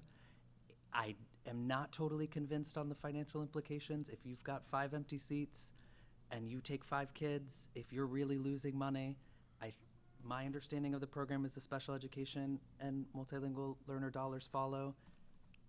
I hear all of it. I would caution us from that type of limited thinking, because that is an argument that has been used against not serving folks who are undocumented, because they're just not part of the real system. And globally, like, we're here to serve kids. So I hope we are thinking about this. I will use my time, because I know and I know you know how much I care about this. Yes, I do. So thank you for giving it to me. Chair, sorry, we have 15 minutes left. Yeah. I think she has. Okay. It's definitely hard to sit here and talk about not giving access to other people or their families to education, especially in the city of Boston. You can agree or disagree. Historically, has been, you know, opening doors to a lot of immigrant families and communities. We can go way back. I think for me, BPS has been taking on newcomers and migrants. Like you said, 3,000 kids that y'all were not prepared for. And you probably could have done more. And I'm sure they ended up going to other neighborhoods, other cities. But it was tough. It was hard. I remember asking y'all how y'all were able to do it. You had a lot of folks that had to support, get out of their actual daily responsibilities to do it. So I think in a way you all already sort of piloted what it is to enroll, assign, onboard not only the student, their family, parent, givers, their caregivers unexpectedly. So I think looking at those maybe best practices or lessons learned that you've all done with that to maybe guide you at a potential pilot. But I say that echoing what the chair said. Not that I have zero confidence in the district, but we have so many opportunities that we're trying to propose, the inclusion in education proposal, talking about Green New Deal. There's so much that we're trying to do with what we currently have. So I would be hesitant of just opening up more doors, knowing that we can barely, and I say this with love, knowing that everybody's putting a lot of work on it, we could barely serve the folks that are here. So looking into the newcomers, migrants, like what are those practices there that could potentially guide a conversation about opening it up? I just don't think this year or next year is like the year for potentially the district to open up for other neighborhoods and or municipalities. I also would wonder, who are those families that actually want to come to Boston? It's probably the ones, I want to know, probably the ones that are really excited about getting their kids in the exam school. So really looking at who are actually trying to come into Boston. And I totally agree with you. A lot of Cape Verdeans are not moving into Boston because they can't pay for rent, including myself. So at the end of the day, the district is not going to solve housing issues or public safety issues or food insecurity issues. Those are all issues that we have a lot of folks at City Hall that we need to sit down and talk to them about it, and at the State House. So I totally hear you on that, but trust me, there's plenty of families in Brockton, Cape Verdean families that are looking for an aunt, a grandma, a tia, somebody, so their kid can live with them and have an address. That's already happening.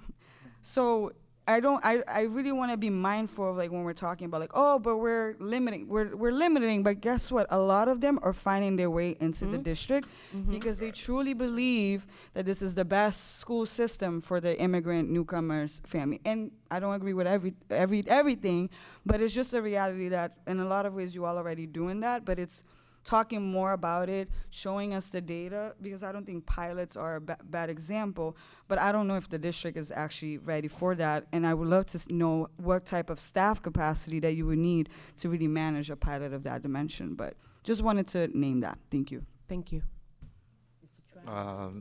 Just one, no, go ahead. I think no, so. No, this is a fascinating conversation. I think something, for me, it's kind of, the concept in the concept of redlining. I mean, one of the things for me that would also help confirm this would be, historically, has there ever been reciprocity between any of the other districts, like as compared to, so you have that sense, is it just us, or is it like, or are you willing to have this reciprocity with the surrounding districts but just not Boston? Right. And so I'm really just wondering what the history shows around that, because that would be very telling around sort of the intent behind redlining, and sort of like how historically Massachusetts has been steeped in a lot of that. Yes. Well, first of all, thank you, Brandon. I really like your idea about the piloting program. I hate to open this up, but this is as a matter of fact, one of my area of concentration, civil rights. So the reason I'm raising the redlining issue, I understand all the concerns, all the restrictions, and not that I'm going to, not that I'm going to vote no or vote yes yet, but the concerns I'm raising is the consistency of our thinking, our approval, our vote. I give you an example. We have been voting on the school, on the exam school policy that affects different neighborhood. So even within the city of Boston, if we apply the dichotomy, there's an analogy between that policy and we vote for it based on different neighborhood, to, well, if we apply that analogy to the issue that we are facing right now, different school district with us, we have not. I assure you, I know for the fact, we have never, ever had conversations regarding this issue with other school committee or other school districts. So there's an inconsistency in my mind. But again, I'm not saying that I'm not voting for it. There's an inconsistency. While we're voting yes, all the school admission program that separates different neighborhood within the city of Boston, we are now voting no on neighboring cities who are trying, who knows, if we have a pilot program like member Brandon mentioned, if we have that kind of conversation dealing with enrollment issue in the city of Boston, we may have achieved something. I don't know. I'm just following up on that because my concern is there's an inconsistency. I have voted yes, and here I'm going to vote no, and I can live with that. You know what I mean? So that's my only concern, given again my concern on civil rights issue. Thank you. So first of all, I'd like to kind of echo what Ms. Barbosa and Ms. Robinson are saying, but also this conversation's kind of got me thinking. It's if there was any way that we could get reciprocity between other districts, say Somerville, Newton, whatever, would there, maybe 5 years down the line, 10 years down the line, would it be possible so that students who are priced out of Boston could still stay within BPS schools, and kind of vice versa, students who are moving into Boston still stay in the Somerville, Newton, Quincy schools? And like, that's just an idea that's kind of just been poking around. So I think the way that it's currently set up, you can't really designate particular districts to do a swap, right? That's kind of what we're sort of talking about, which is interesting in concept, but it's just not the way it's sort of laid out. So we can't say like, hey, Somerville, Cambridge, Revere, you guys border us. We want to kind of do open door with you and you do it with us. We then have to open it up to anybody in the state. So it's something that it just doesn't, that piece doesn't exist right now, right? Even within just trying to keep kids in the schools that they're in if they move?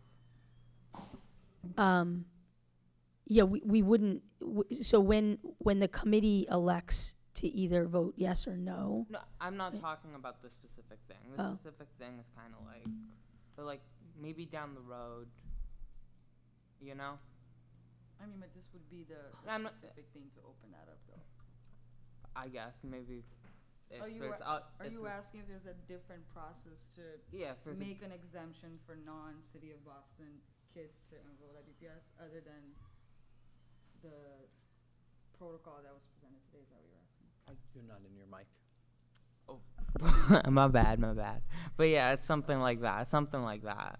I don't know. This is just prodding around my brain, kind of just brainstorming. So at the end of the day, it really means nothing, but yeah. Yeah, I mean, we would just, I think in all of this, we're talking about kind of like a theory and like what could be.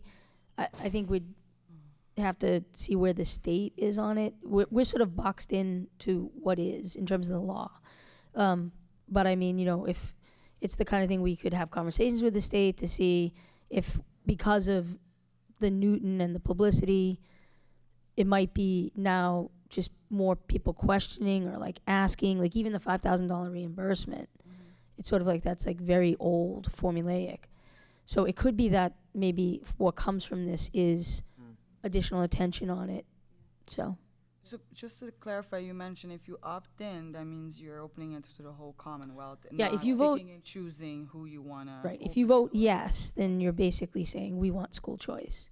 If you vote no, So we're for the, saying, so it- Okay, that any answers my municipality Yeah. in the state of Massachusetts could pick, okay, I'm gonna have my kid go to Boston Public Schools. Is that yeah, okay? yeah, that's it. And I think what you saw in Newton was they were sort of predicting, and again, I don't know the Newton in depth, but they referenced faculties, kids. And so they were projecting that Boston would be one of the places, which they probably employ people that live in Boston and Newton. They would be Boston would be one of the larger places from which they might get that request.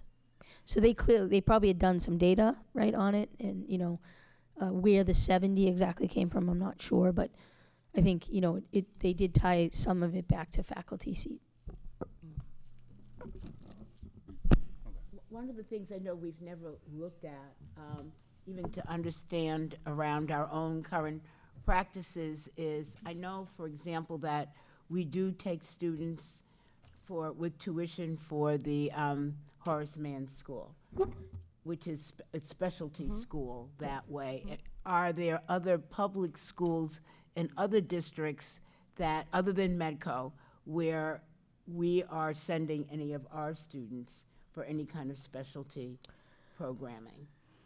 So the things that come to mind, Chair, so if a school has a day school status, which is what the Carter has, and it's what the Horace Mann has, any day schools in the state, that would be up for grabs if a student were going there for a particular reason. Certainly on vocational side, if we do not offer the program, then students can opt out. So like for us, agricultural science is one of the programs we don't offer. And so oftentimes we'll see student request to go to a voc school outside of Boston that does offer that. That would be an example. Out of districts, obviously, but those are through the IEP process. Those are kind of the three that really come to mind. Okay. But say if somebody is moving from California to Massachusetts and they wanted to get their student into an exam school, could they pay a tuition in order to do that, or is everybody guided now by the admission It is the processes? admission process is for all. I know we've gotten those requests too. I'm moving from here to there. Can my student? Well, I think even Arts Academy at one time had a lot of out-of-district requests for seats. So, I mean, again, our most selective chosen schools will be likely the schools that families from outside of Boston will seek after. Or getting into, like the exam schools, getting into a grade that then if they're here for a year or two, they would then be eligible, right? Excuse me, Chair. Our 45 minutes are up. All righty, thank you.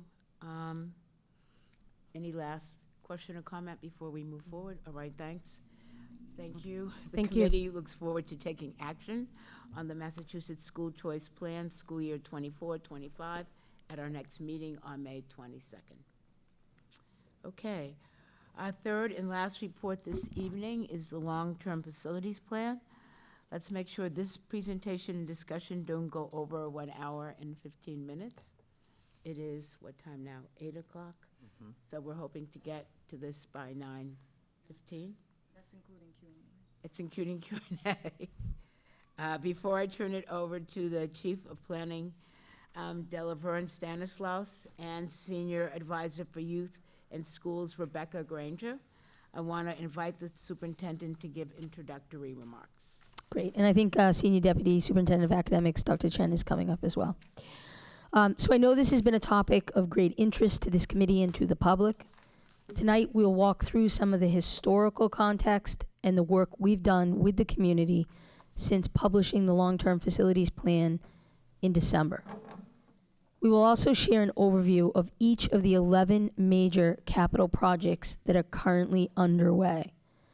This number, and this is one I really want school committee to take in, this number is more projects than BPS completed in the last 40 years combined. It represents an immense amount of work that's planned for and underway by this team, and the continued commitment from the mayor and the city to invest in our school facilities. I've said before that this work is about more than just buildings. New buildings alone don't produce a high-quality student experience.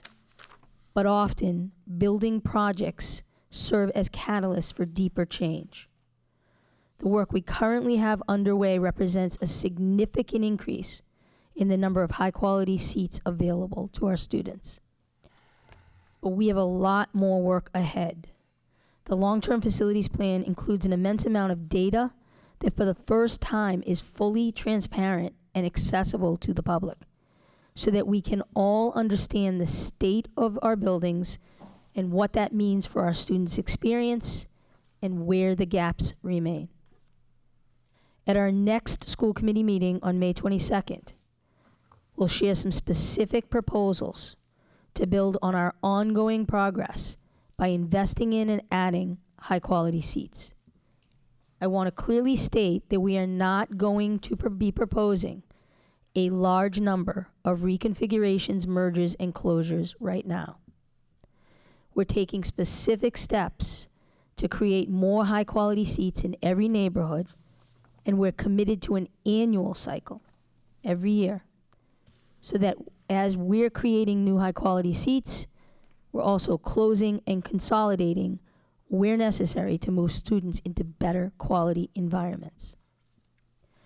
It has taken decade upon decade of divestment to be at the point we are at with our buildings.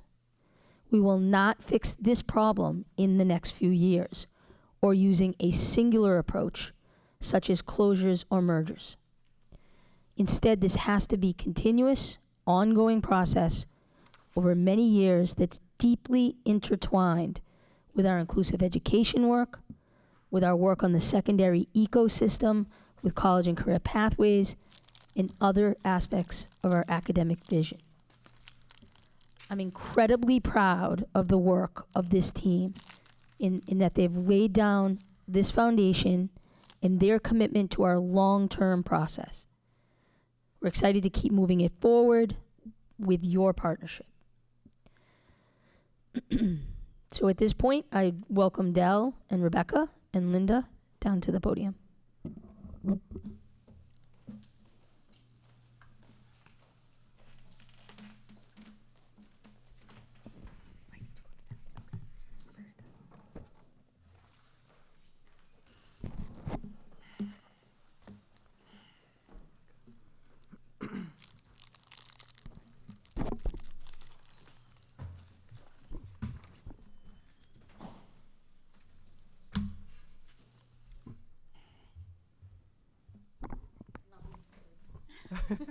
Not joining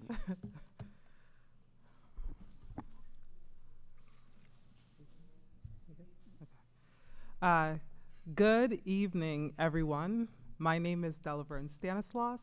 I am the Chief of Capital Planning for Boston Public Schools. I am joined tonight by Senior Deputy Superintendent of Academics, Dr. Linda Chen, and Rebecca Granger, Senior Advisor to the Mayor of Youth and Schools. I'd like to take a quick second to say thank you to Chair Robinson and members of the school committee for the opportunity to share an update on our long-term facilities planning work, which my team has been working diligently on in collaboration with other internal BPS teams and the Mayor's office.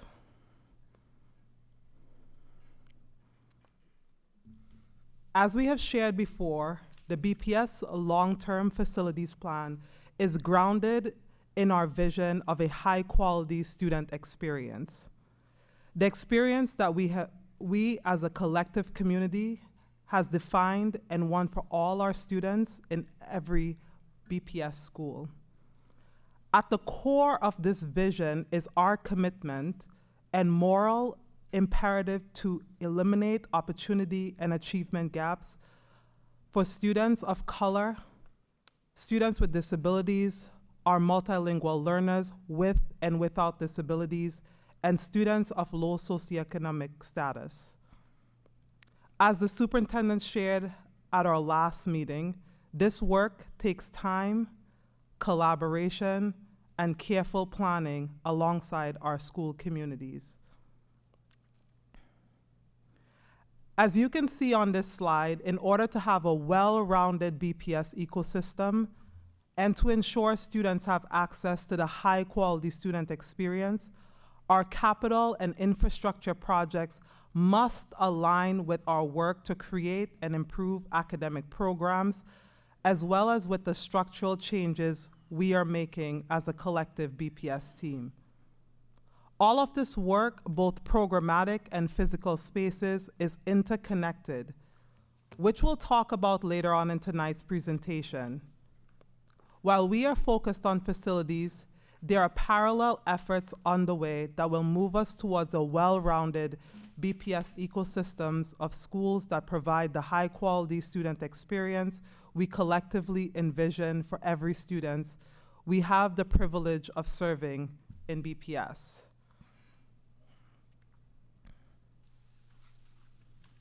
Over the coming days and weeks, we will be bringing specific new proposals forward for discussion with school communities before introducing new proposals to school committee on May 22nd.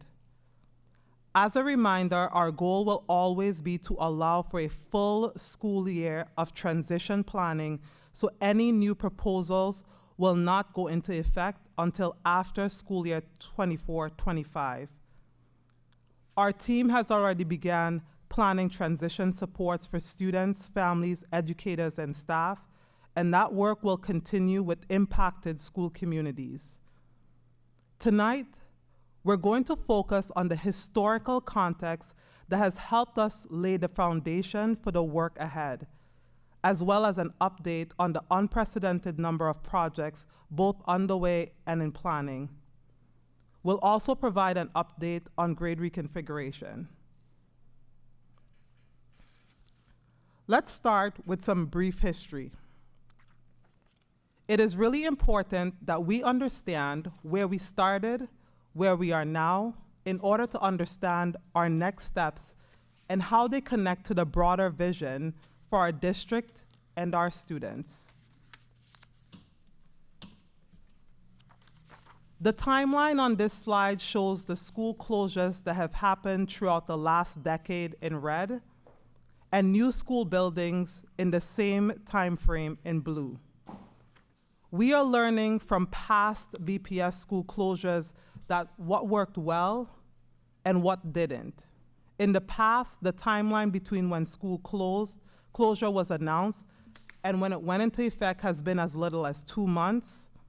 We've heard clearly from educators and families involved in those transitions that we need to allow more time for careful transition planning so that our students' well-being is at the forefront of our decision-making. That's why we're planning for a full year of transition planning. Any new proposals approved this spring will go into effect after the 2024-2025 school year. We've also learned from our BPS colleagues and peers in other school districts across the country about the consequences of taking on too much change without adequate opportunity for students or transition supports in place. Students impacted by a closure won't always have a brand new building to move into, but students who experience the disruption of a transition must always experience the benefit of what change can bring, such as increased access to opportunity to engage in robust academic and extracurricular experiences. We know transitions are challenging, so as a district, we are committed to taking on what we can do well, ensuring that we have the staffing and financial resources to support students and school communities throughout the transition and beyond. This is long-term systems work.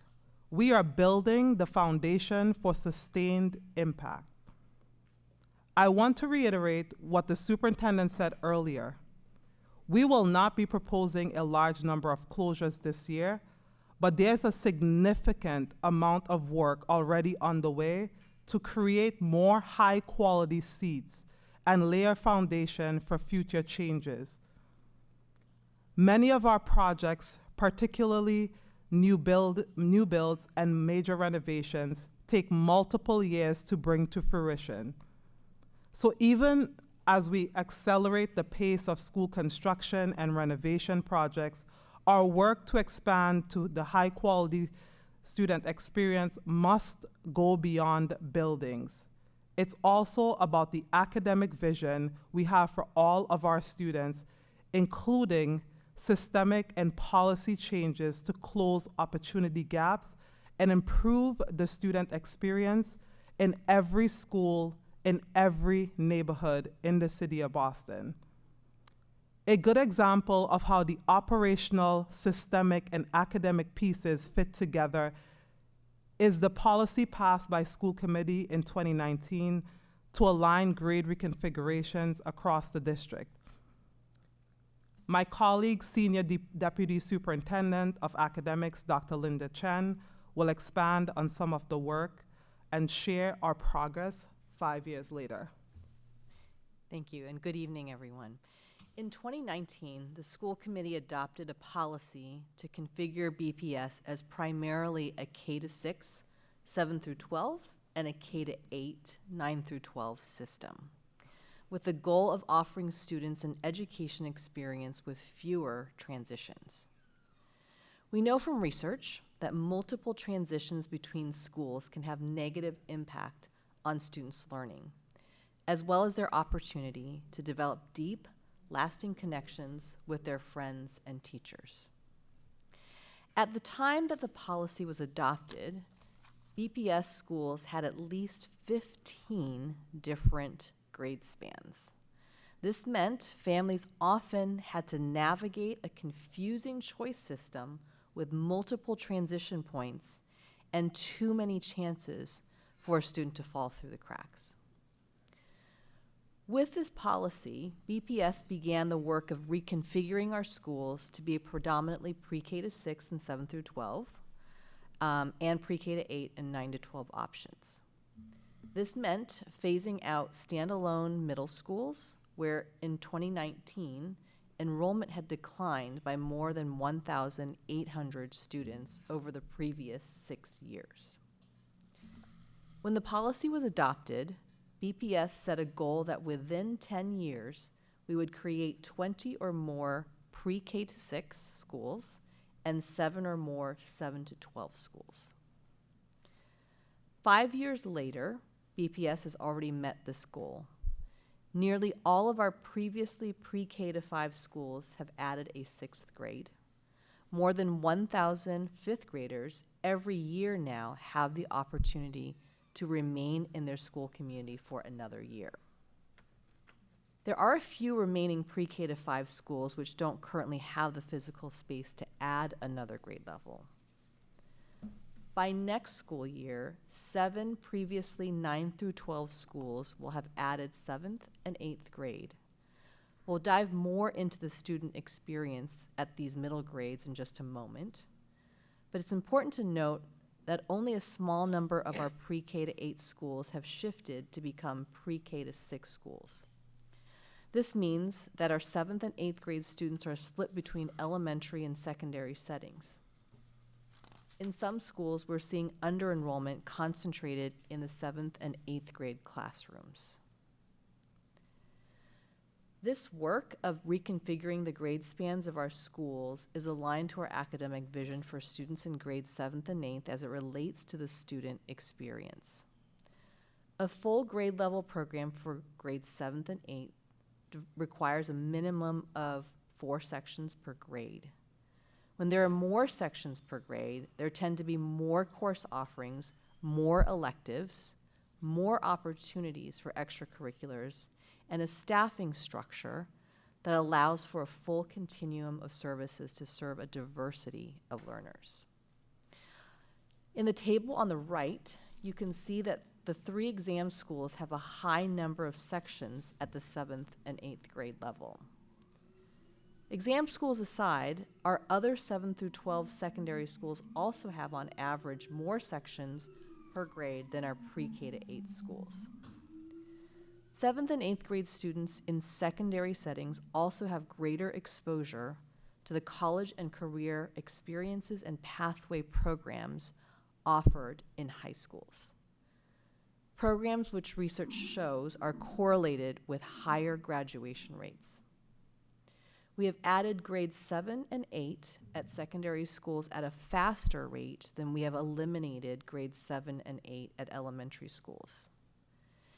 As more 7th and 8th grade students choose to enroll in secondary settings, it is challenging to maintain full classrooms with a consistent community of classmates in grades 7 and 8 in many pre-K to 8 schools, affecting the opportunities and experiences schools can provide for many students.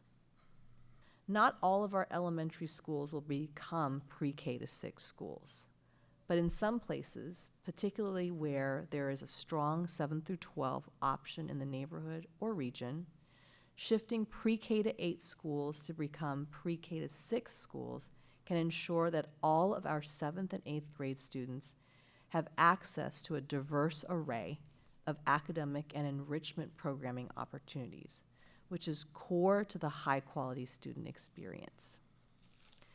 Our capital planning strategies are aligned to this work. For example, the merger of the Shaw and Taylor schools was, in part, driven by the need for Shaw students to have a clear pre-K to 6 pathway. As another example, expanding the Margarita Muniz Academy into the vacant part of its current building allows the school to add grades 7 and 8, expanding a high in-demand dual language and creating another high-quality 7 through 12 school in the region. And it also provides a pre-K to 12 continuum for Spanish dual language as a district commitment and family demand for bilingual programming. Reconfiguring grades in schools also provides an opportunity to use the space we have available differently. For example, transitioning 7th and 8th grade out of a school may allow for the expansion of addition of early grade seats. As the superintendent referenced earlier, we have expanded demand for, in particular, K0, K1. Turn the time now over to Rebecca to talk about community development and engagement. Thank you, and good evening to everyone. The progress the district has made on implementing the grade reconfiguration policy clearly shows how the operational, academic, and engagement pieces are systemic change, are all deeply intertwined. This is true of the system-level work being taken on by the district-wide. It's also why this work is complex, but we'll also have a great impact on the educational experiences of our students. So let's just take a moment to ground ourselves in what has come before and where we are now. Our long-term facilities plan includes new data and tools that were developed as part of our planning process. A key component of our long-term facilities planning work is ensuring decisions are transparent and data-driven. Sharing what has been developed allows our entire community to understand our collective priorities and what physical spaces each of our buildings have to support these priorities. We are now in the beginning phase of the implementation of this work. The community conversations held last year are the foundation of the high-quality student experience. And these are labeled as the listening sessions, the focus groups, and the survey on the timeline. The community priorities that shape the high-quality student experience, these are the 4 categories in the blue boxes, were translated into metrics so that we were able to assess how well each of our school buildings can physically support the high-quality student experience. The bullet points show example metrics. This work of translating our collective priorities into metrics is foundational, as it ensures that community voice guides all decision-making. As the data is available online, all of this data is available online on the decision-making rubric dashboard, so students, families, and educators can understand the state of our buildings across the district and be partners in elevating needs as well as potential solutions. The data from the long-term facilities plan also serves as an initial guide for decisions around investments, including closures, mergers, reconfigurations, and other school changes. The 3 metrics on this slide serve as 3 distinct indicators that some type of intervention should be considered. indicators that something about the building is a barrier to providing the high-quality student experience. So first, we're looking at the building experience score, whether it's a 2 or less on the 0 through 4 scale. This measures the potential of a building to support the 4 categories of the high-quality student experience. As a building experience score of 2 or lower means that the building meets basic adequacy in 2 or fewer categories. There are 70 school buildings that have a building experience score of 2 or less. Second, we're looking at whether the building can provide a full continuum of services. This is one of the metrics within the building experience score. It is a key measure as we work to shift the physical footprint of the district to support inclusive education in every school. This looks at, 1, the quality of small group instruction spaces. This looks at 1, the quality of substantially separate spaces. 2, the quality of small group instruction and breakout room spaces. 3, the adherence to universal design principles. And 4, whether there are at least 2 classrooms for each grade level currently served in the building. When a building does not have the physical spaces to support a full continuum of services, certain student needs are not able to be served in that building, limiting the diversity of learners in the school and limiting students' and families' choices. There are 76 school buildings that cannot provide a full continuum of services. Third, we're looking at the utilization rate, which assesses how fully enrolled a school is. It's calculated by dividing the number of students enrolled in a school by the capacity of the physical school building. We're looking at a 5-year average. A school that has a utilization rate under 85% tends to result in under-enrolled classrooms with limited access to resources for students. This, in turn, can limit learning opportunities and impact the ability to create a strong sense of school community. There are 34 school buildings that currently have utilization rates below 85%. We have presented the long-term facilities data to a variety of stakeholders since publishing the plan in January 2024. And just want to reiterate, again, all of this data is open to the public and is currently posted online.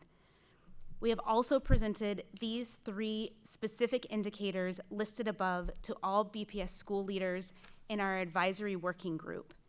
We asked what additional metrics would help to guide decision-making around investments, closures, and reconfigurations, or other changes.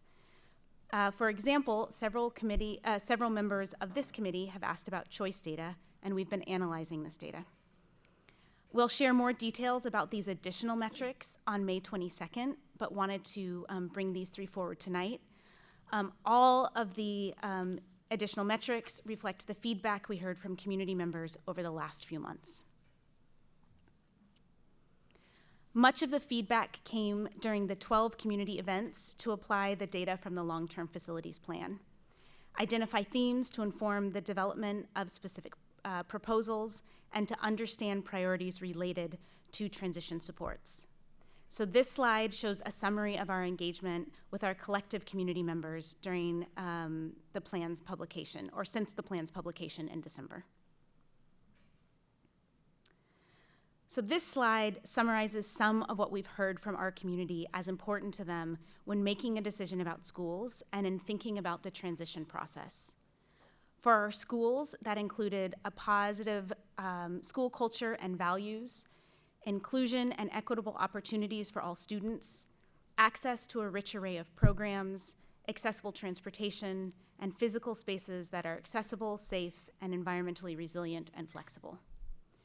Priorities in the transition process included having up-to-date information and data, building trust with the community, transparent decision-making and clear lines of communication, prioritizing populations that are disproportionately impacted, and having a clear transition plan and supports.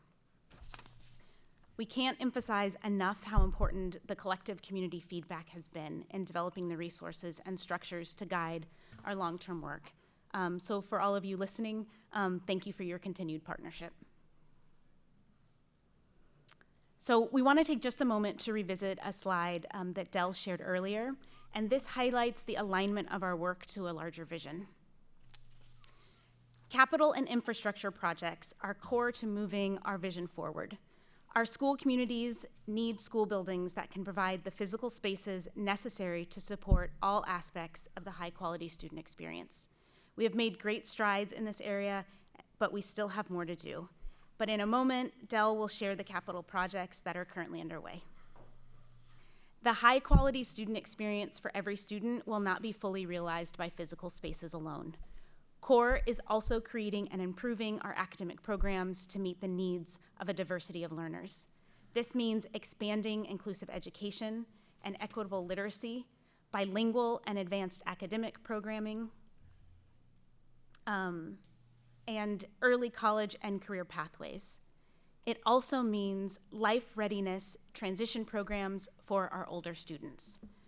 We serve a diversity of needs, and our students' experiences in their education have to reflect this diversity. The other component is taking on the structural changes to ensure students have access to a high-quality experience. This means strategically expanding schools that are able to offer a high-quality experience, minimizing transitions and creating clear pathways, and restructuring alternative education. These three components help lay the foundation for a full and robust educational experience for our kids, no matter their needs or the path they choose. Thanks, Rebecca. In the next few slides, we'll provide a brief update on the capital projects underway in our district. There are 11 major capital projects currently underway, more than BPS has seen over the last 40 years combined. This represents a significant acceleration of this work, with multiple projects finishing each year. We're incredibly grateful to our city partners for their continued financial support. I'll walk through each project quickly for the sake of time, but please feel free to ask additional questions about each project. First, we have the Carter School. Carter School construction started June of 2022, and the project is on track to be completed in time for students to move in for the fall of 2025. Along with providing a state-of-the-art space designed for students with disabilities and complex learning needs, this project more than doubles the school's enrollment capacity to 60 and allows for new early childhood programs. EMK Academy, thanks to a generous $38 million investment from Bloomberg Philanthropies over the next 5 years. The Edward M. Kennedy Health Careers Academy will double in its size from 400 to 800 students, expand its healthcare offerings to 5 medical pathways in partnerships with Mass General Brigham. EMK is currently a 2-campus school with about 200 students in each building. We are currently analyzing site options to bring the full growing community together on one site, with spaces that allow for lab-based experimental learning. Renovations to the Edwards Building for the Horace Mann School for the Deaf and Hard of Hearing began in the summer of 2021 and are scheduled to be completed this summer for students to move in this fall. Renovations are based on intentional design rooted in deaf space principles to best support the Horace Mann School community. This pre-K through 12 specialized school in Charlestown will offer a high-quality seat experience of 233. The Edwards will be a long-term but temporary site for the Horace Mann School, as well as the K0, K1 classroom at the Warren Prescott. We are excited to welcome the Horace Mann community as well as Warren Prescott to the newly renovated building this fall. Construction on the Josiah Quincy Upper School began in June of 2022 and will be completed this summer for students to move in this fall. This beautiful new facility in Chinatown will offer a high-quality seat capacity of 650, up from the school's enrollment of about 530 students. Construction began at the Irving Building in the summer of 2022. The project is currently on track and scheduled to be completed summer of 2025. The merged Philbrick and Sumner community will relocate to the renovated fossil fuel-free Irving Building in the fall of 2025 and become a combined school with a capacity of 700. Renovations to the P.J. Kennedy School began this spring and are scheduled to be completed in the fall of 2025.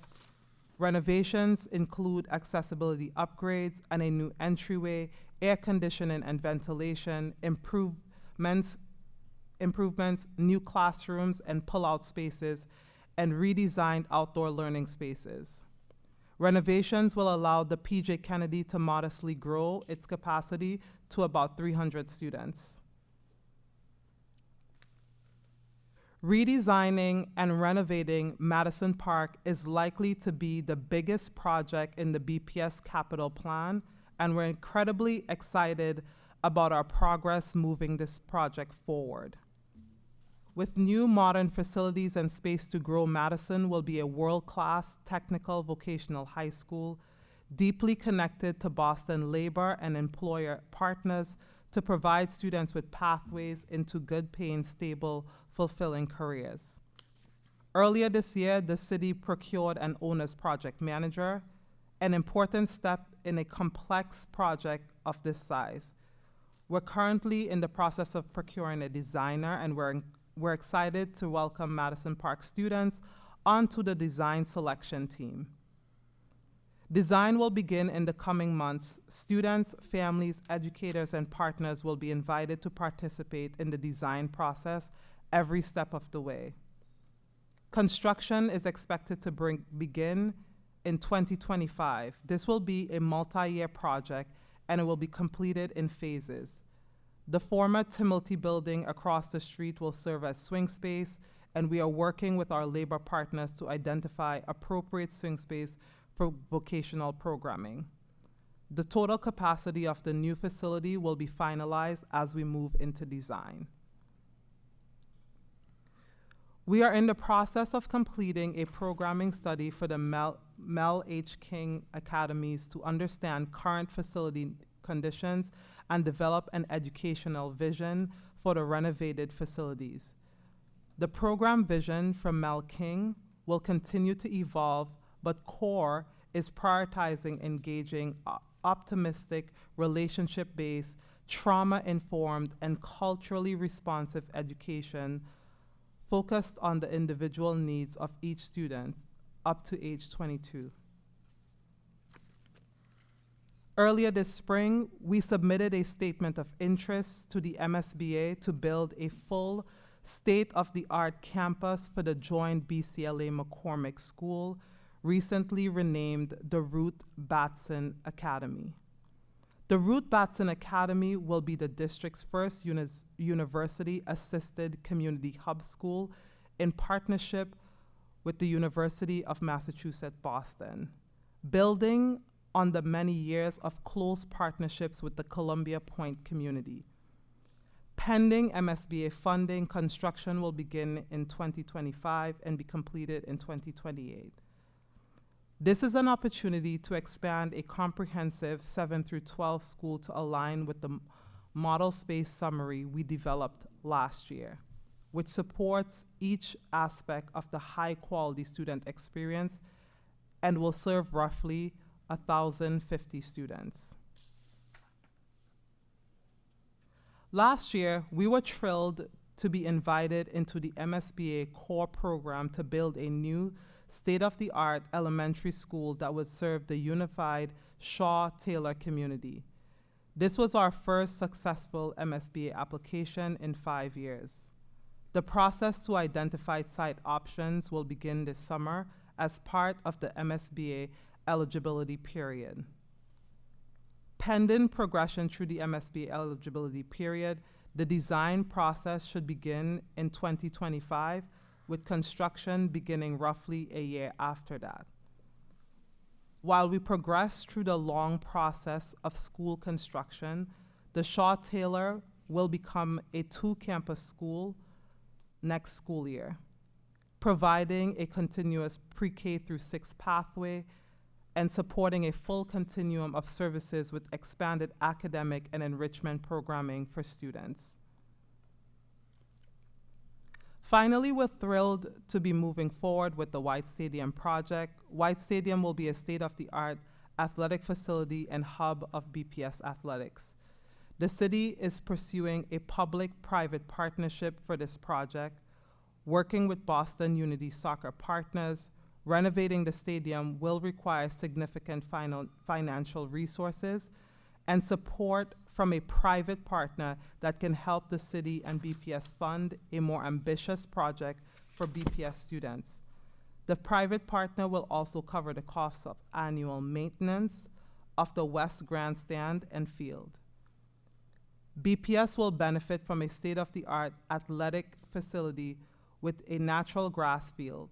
The new facility will include spaces for BPS strength and condition training, sports medicine facilities for students, athletes, student lounge space, and community space to create a true hub of athletics and home for BPS student athletes to provide additional amenities to the community. The renovation will also allow BPS to take full advantage of the field, which will be able to support programming of 750 to 900 hours per year, more than triple the number of hours that BPS students have access to now. The project is currently in design, and community meetings have been taking place throughout the spring for community members to provide input. All meeting materials can be found at boston.gov/white-stadium. We hope to begin construction later this year. As we previously shared, new buildings alone do not provide the high-quality student experience, but thoughtful projects can serve as a catalyst to align efforts and resources, expanding the number of buildings equipped to support high-quality seats across the district. Each project I just shared aligns to actualizing our collective vision of high-quality student experience. With an unprecedented level of capital investments, these 11 projects we shared tonight represent more than 6,000 high-quality seats created in buildings across our district. Every project that we pursue unlocks short-term and long-term potential and access for our students as part of our broader ecosystem. I know that that was a lot of information, but we thought it was important to share a detailed overview of historical context and the work that's currently underway to provide a grounding for the work ahead. At our next meeting on May 22nd, we'll share new proposals, but as I said earlier, I want to set expectation now that we will not be proposing a large number of closures this year. We will share more details on the data we are using to develop new proposals, showing what gaps currently exist in our BPS ecosystem and how we can close those gaps. Again, we're committed to only taking on the amount of change we can manage well, and our primary focus is high-quality student experience. Our new proposals will build on the foundation of work presented tonight, connect to the broader ecosystem vision we described. We've started conversations with school community members at impacted schools. Those conversations will continue over the coming weeks. And I look forward to coming back before this body very soon to continue this conversation. But for now, I'm happy to take your questions. Wonderful. Chair, the presentation was 40 minutes long, so we have 35 minutes left. You have 35 minutes for the discussion? Okay. So I want to again thank Ms. Stanislaus, Ms. Granger, and Dr. Chen. And now we will open it up to the committee for questions and comments. Which way are we going? We're going to come this way? We'll just come down the line. Start with you. Thank you, Madam Chair. Thank you for presentation. I want to share my son. He's very excited because he will be going to Josiah Quincy School. In the next year, he will be at the new building. He's every day talk to me, I go to the new building. So it's good. But I want to talk to for the transitional planning with the community and family. In the last slide, when I see the timeline, I can see that the day you have select are for summertime. I don't think summertime is good moment for the family because too many family go to vacation time. And then my question is, can you tell me what the plan is to reach all the families that will be impacted by this particular decision?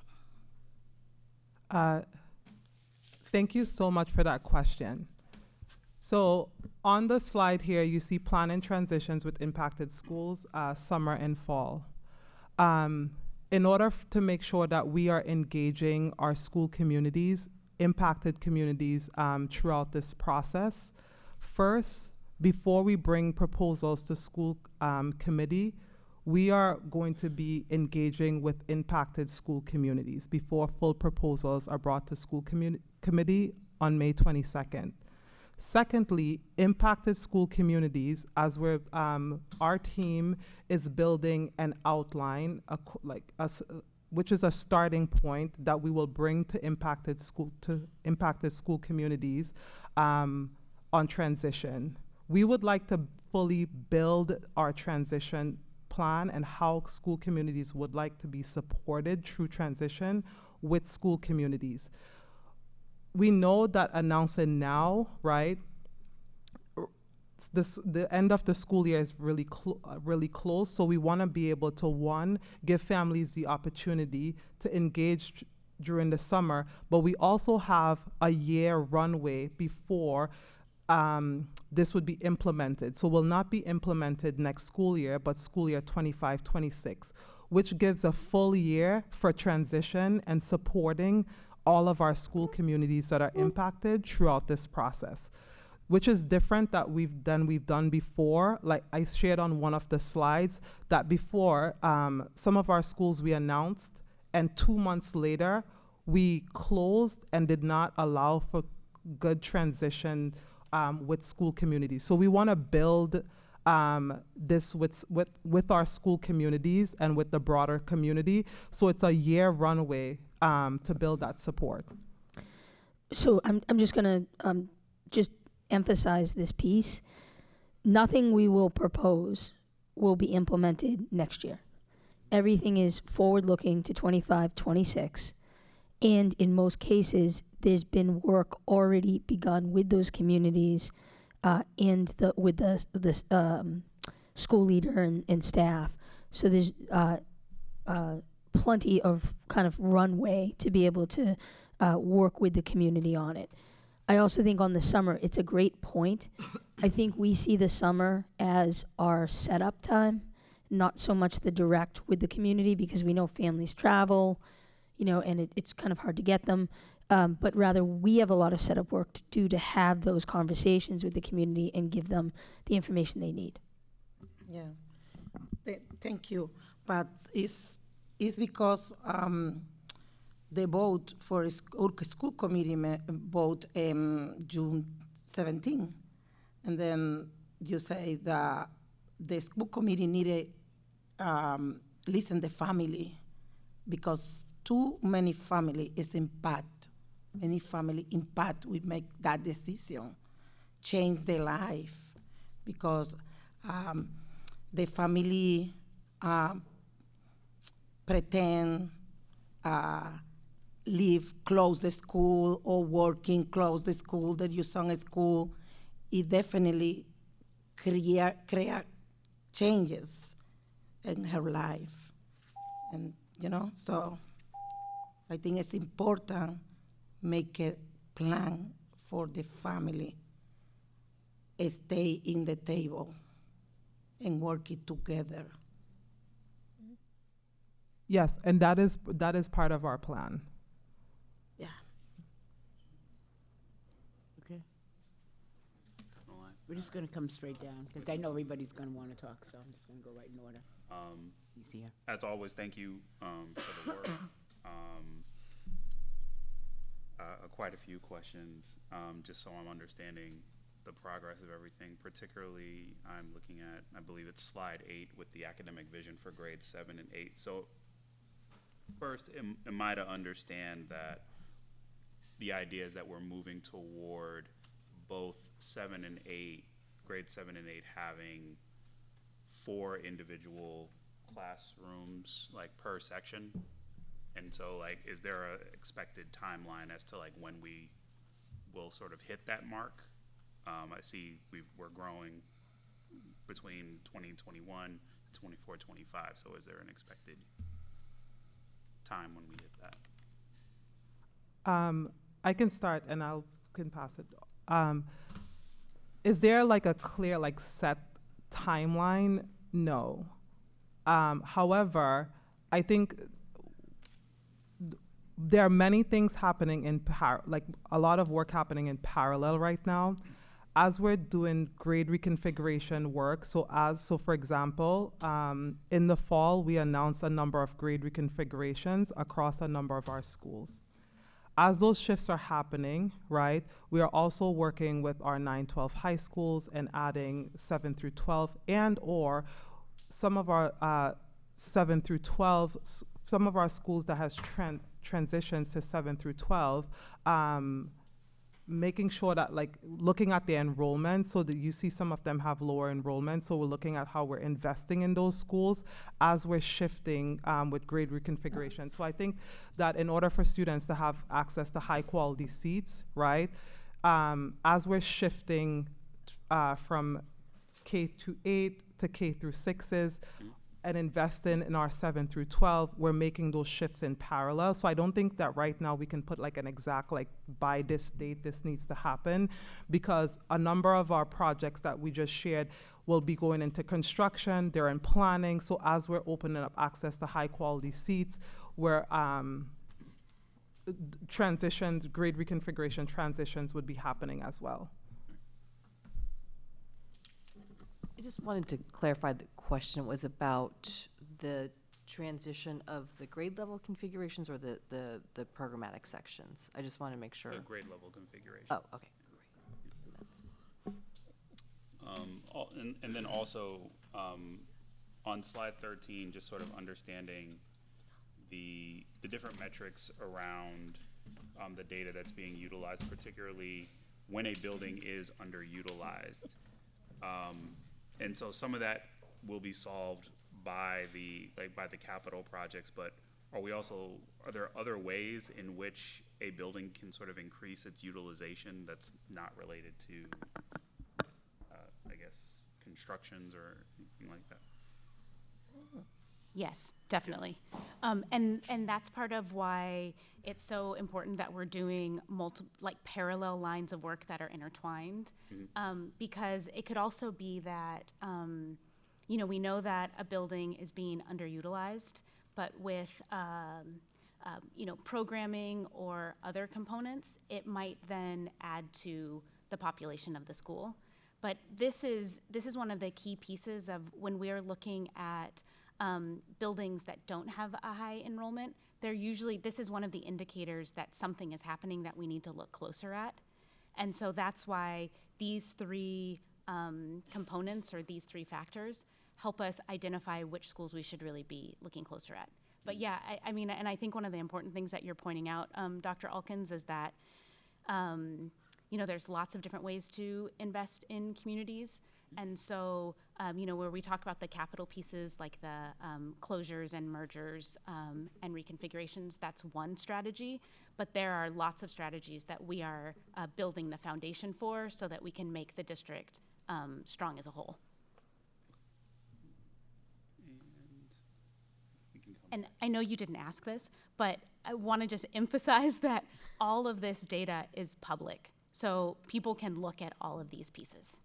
Because that's one of the, back to your point, Member Polanco Garcia, is that we have constantly heard involved community voices, be transparent, show us what's happening. So all of these things are posted as we find them out. Right, and I mean, I think the spirit of my question is trying to figure out the correlation between the three categories. So thinking, is the building underutilized because it's not meeting an acceptable building experience score, or is it being underutilized because of other reasons in that sense? So that's what I was trying to get at there. And sometimes combination of, which Right. I feel like you're really good Combination at there. pointing out the complexity, and sometimes it's that we need to look at multiple factors. Oh, me? Well, anyway, thank you for a very thorough representation, very thorough presentation. And looking at the team here, I know you are all very competent. Thank you. And I have developed certain friendship with a number of you over the past year or so, and I continue to cherish that. Just to follow up on Dr. Atkins' question, because I also have circled the building underutilization here. The term underutilized here encompasses student enrollment, that's curriculum provisions, and everything else, isn't it? Are you asking for the definition of underutilized? Yeah. Yeah, so utilization rate is calculated by enrollment divided by capacity. So it takes into account both number of students in the building, but also the space for the students. So then we can see how well a building is being used. I see. Not including programs, curriculum provision and stuff like that, not including teacher shortage or those areas of concern, no. It doesn't take into account teacher shortages or other pieces like that, but different programs do require different spaces. So it would take into account how much space is needed to provide certain services, and that is calculated into it. And you but not the mentioned human capital piece. 30 buildings meet this criteria, meaning 30 buildings are sufficiently utilized or underutilized? Meet. Yep, that 32 buildings are below 85%. And so there actually is, if we think about like the perfect amount of students, right, and we think of that as a line, and we go 15% below, a building is underutilized, and 15% above, a building is actually overutilized or over-enrolled. We have that range because you're not going to hit that perfect amount, and actually there is some variability in there. So these 32 buildings are ones that are underutilized by being under 85%. I see. Okay. Thank you.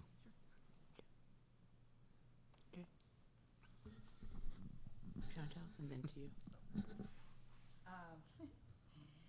Can you walk me through the community process or community engagement? Because I kind of got lost in translation while you were answering Member Polanco Garcia. So from what I'm hearing, if you can go on that slide that sort of has like the timeline, from today up until June 17, what type of community engagement is happening?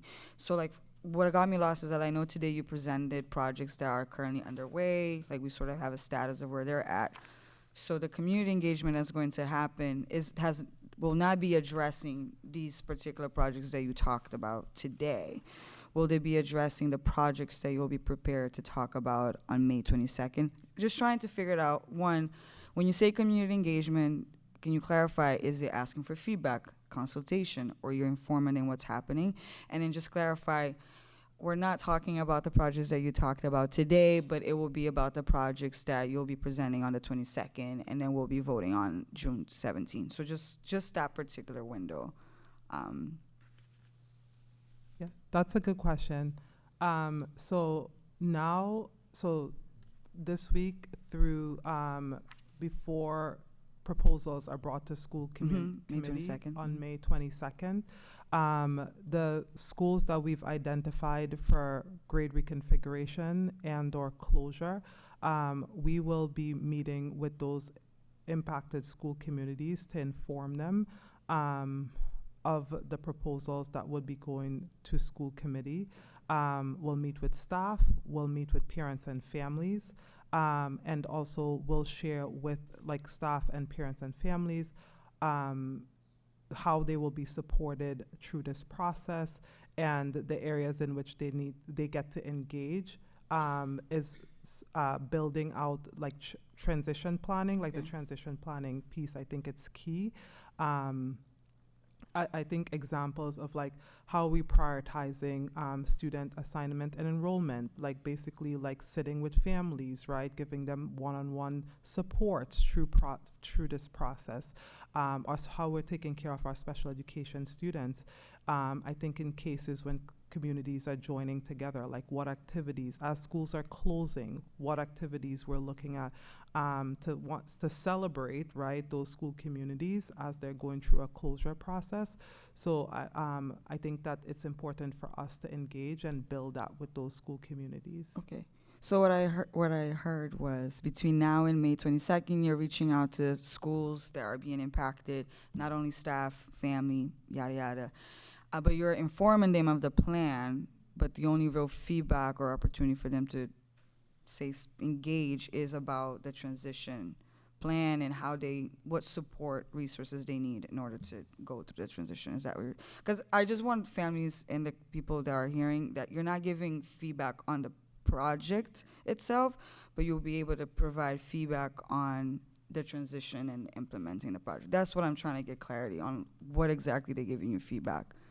So families and school communities will give feedback on proposals. I think as we're going into those communities, however, if there are concerns or questions, those are things that we would have to take back, take into consideration as we're moving forward and/or before bringing it to school committee. But we will be informing the school communities about our plan to bring those proposals to school committee.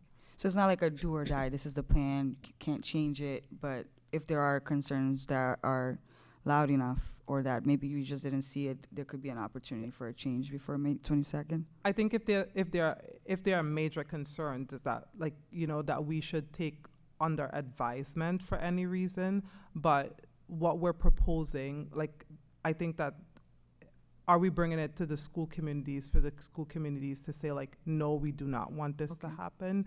I think that's sort of not the area where school communities would say we want we are saying we don't want our school to close or we don't want our school to be reconfigured. I think that what we would take from school communities is for any reason that they flag something, we would take it under advisement. Thank you for the transparency that it's not a vote yes or no, we want this or not, but still giving them the opportunity to share any concerns or feedback that maybe we haven't thought about. So then we have June 17, we vote, things are happening. You mentioned that's gonna, providing the school community a year. What does that mean? What do you mean? Are they providing more feedback about the transition and implementation? So just walk me through the family and community engagement after the vote. What does that look like?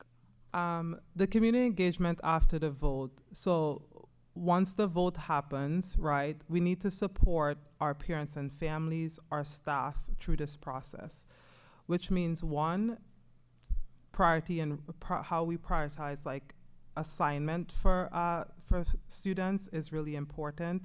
How we support staff with things like resumes, jobs, etc. throughout the district is really important. Also, as we're looking at closing out school communities, like that's really important, like what activities school communities can do as we're looking at joining school communities, how we're being thoughtful about how we're joining those school communities. So having a full year runway to start by building those engagement pieces, right? Using our outline to build those engagement pieces with with those school communities. So they're very particular to the specific school communities, and also giving us enough time to implement and giving parents enough time to sort of like to visit new schools and go through the assignment process. And so it doesn't feel like really rushed to parents and families. I think it's really important. And there's like different timelines just across the district for these things, right? So like our assignment season starts like later, early winter and things of that nature. So having the systems and structures in place to support our families and staff, I think is really important. Thank you so much for walking me through the community engagement. Because that word, sometimes we just say it, but then we don't really know what we mean it, how we're actually doing it. So just wanted to ask to give the just an opportunity to be a little bit more clear there. Maybe it's just my brain, I'm tired.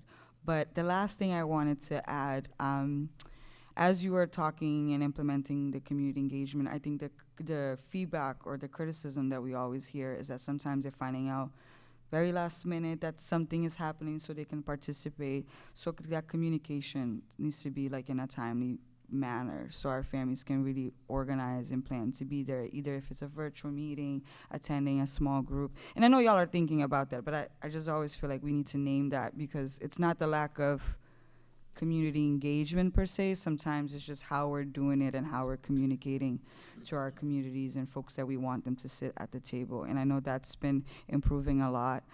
So just wanted to echo that, especially when you're going to identify very specific communities. They're going to look very different from each other. So there's different calendars, holidays, and things that we all have to consider as you're engaging with them. So just offering that friendly reminder. But thank you so much for answering the questions, and looking forward to the presentation on May 22nd. Thank you. And Member Lima Barbosa, I think your questions and Member Polanco Garcia, I think both of your questions were really important on this piece. The reason I asked the team, and I think in concert we agreed to review all of the projects that we're doing, is every single one of these projects, even the Quincy Upper, which is a brand new building, your son's excited, that whole school has to move into that new building and reorient to a new space and how you teach in it and you learn in it. So every single one of these projects, regardless of what we bring on the 22nd, is an incredible lift for us to do well and to do well with the community. It's all community engagement of different sorts, but it is definitely important for us to not lose sight of these to move on to the next shiny thing. I think on the proposals that will come before you on the 22nd, there has been a lot of data look. And so I don't think anything that will get proposed will be a total surprise. And I think, we've been working with school leaders and, and in part, some of the communities have even kind of known about it. But I think when we talk about the different structural tools or changes, we have now done 7-8 consolidation in several places, and we're learning from that, right? What constitutes good engagement. We have now done merger. We have learned, we're not perfect at all, and we have more to learn, but we've learned and listened to what the communities are looking for and need. When we get to closure and merger, that will bring on a new set for us to listen and to really work and learn from that. As you heard the Frederick, which I really appreciated, we've worked so closely with them, what they're, they know it's going, the recommendation will be to close, but they are asking, like, these are the 3 or 4 things that for our community are going to be important going forward. they understand that's the area that they can influence. And so in each of these, I think it's important that we don't run toward them, but we actually walk and learn as we go toward them. And I think that's in this smaller set of recommendations, you're going to see us taking the next step toward that. You're welcome. Excuse me, Chair, we have 10 minutes left. Okay, we may need to adjust this because some of our other things were shorter earlier. So I am willing to, yeah, 'cause we're still in good time. It's 9 o'clock, so good. Thank you so much Yes. for the presentation. I'm going to go fast on my questions, but then I expect fast responses so we can get as many in as possible. I think the first question I have is just, I'm seeing there are 32 buildings that are underutilized, but how many seats does that represent in the system? Like, do we know that?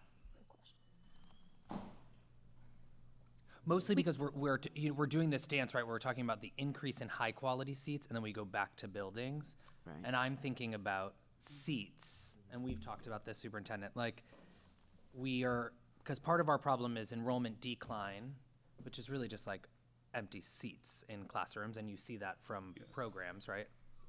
So like how many, I guess I am curious, and maybe this can be for next time, but how many seats does that represent?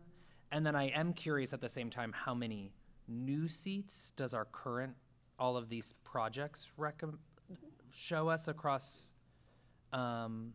grade bands?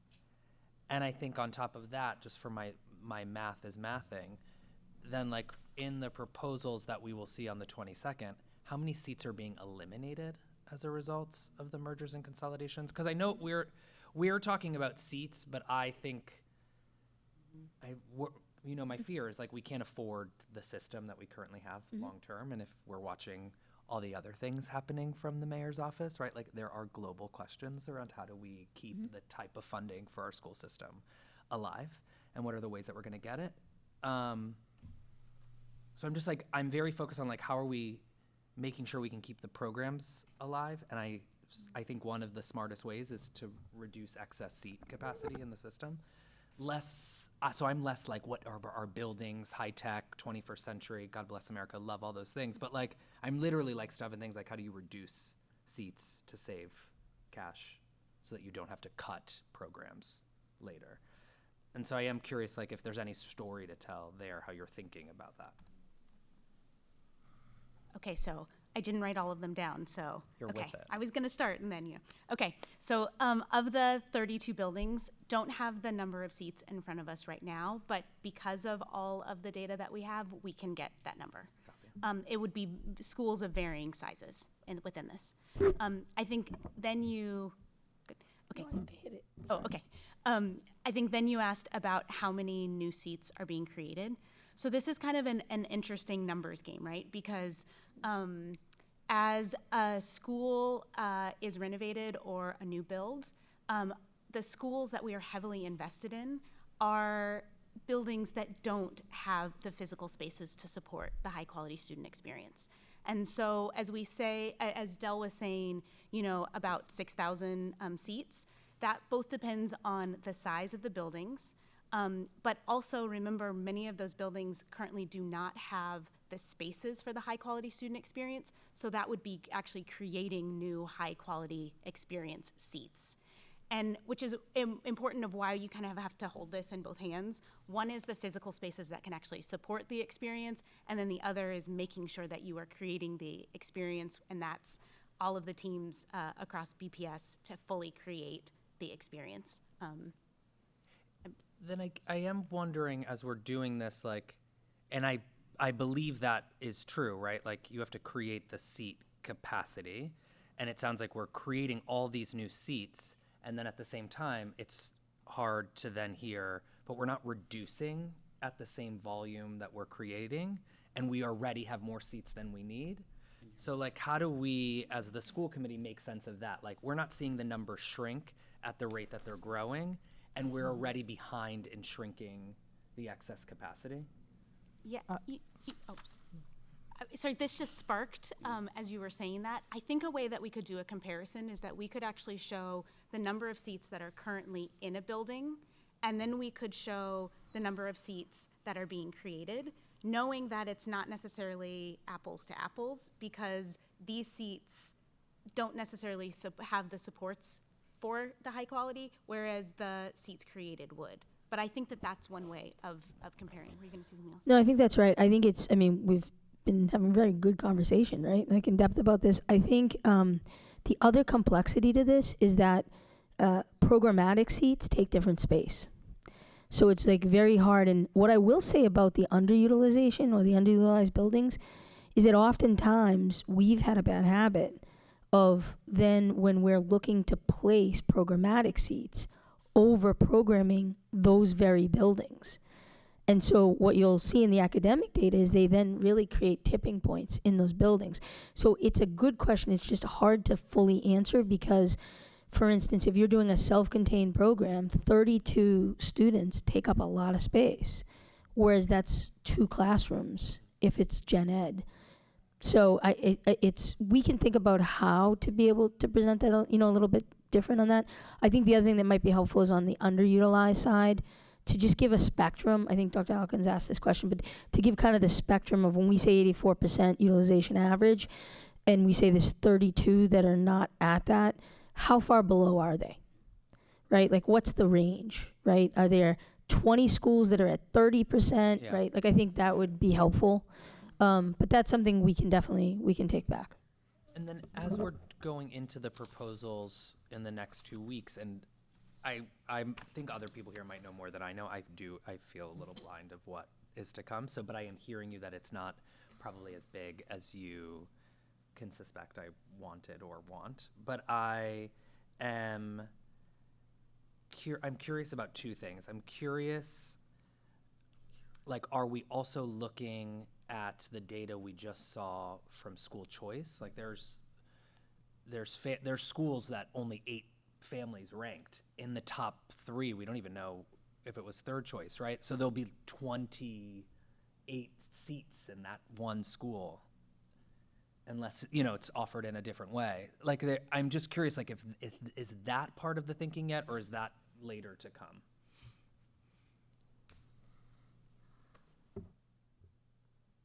Yeah. So yes.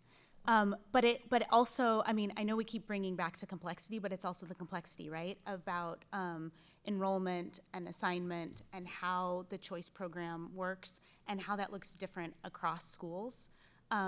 So yes, thinking about the choices that families are making, but also thinking about neighborhoods and what is the whole ecosystem, and that we've heard very clearly in community sessions that people want both high quality and close to home. So it's taking all of the different factors into place, but yes, we've heard loud and clear about choice.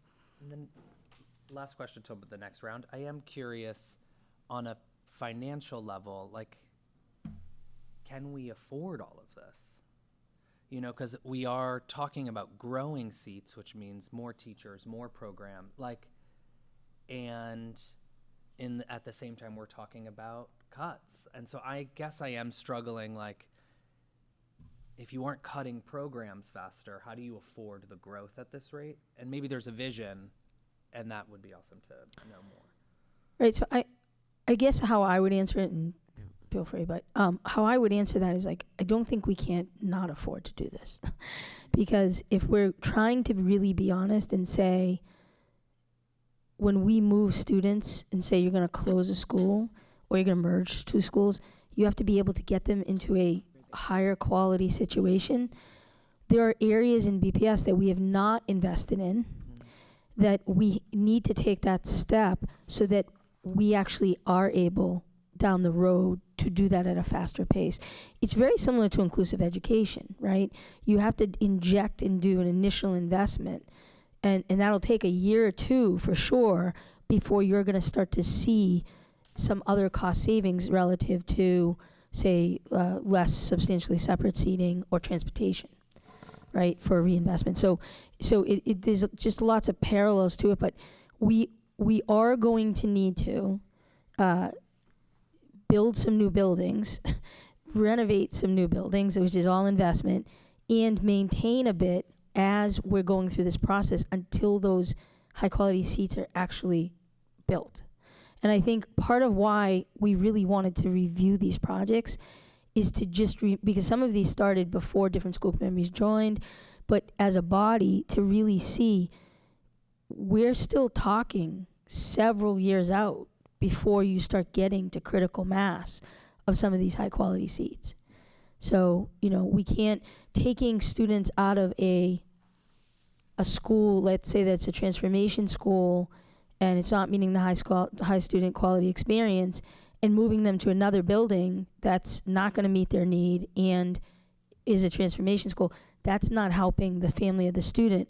And so then it goes back to, you know, Ms. Polanco Garcia's point, or how do you engage the community with that? How do you say, we're going to do this and this? Like, what is the sense there? So I think we are going to be, for the next couple of years, needing to actualize efficiencies in other ways, which we will do. We knew for the school facing, this past budget with ESSER was the worst, right? Like, that was going to be the most difficult.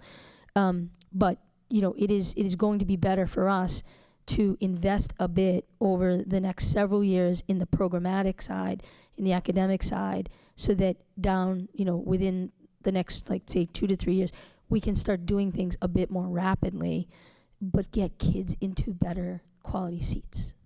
If I'm a family who finds out my school is merging or consolidating in the next few weeks, do I have a transfer right earlier than the closure? And then if I was just assigned to that school, do I have to keep that assignment? Do I get a different? Yeah, so I mean, I think we have experience with this, so I think, go for it. I shouldn't be talking.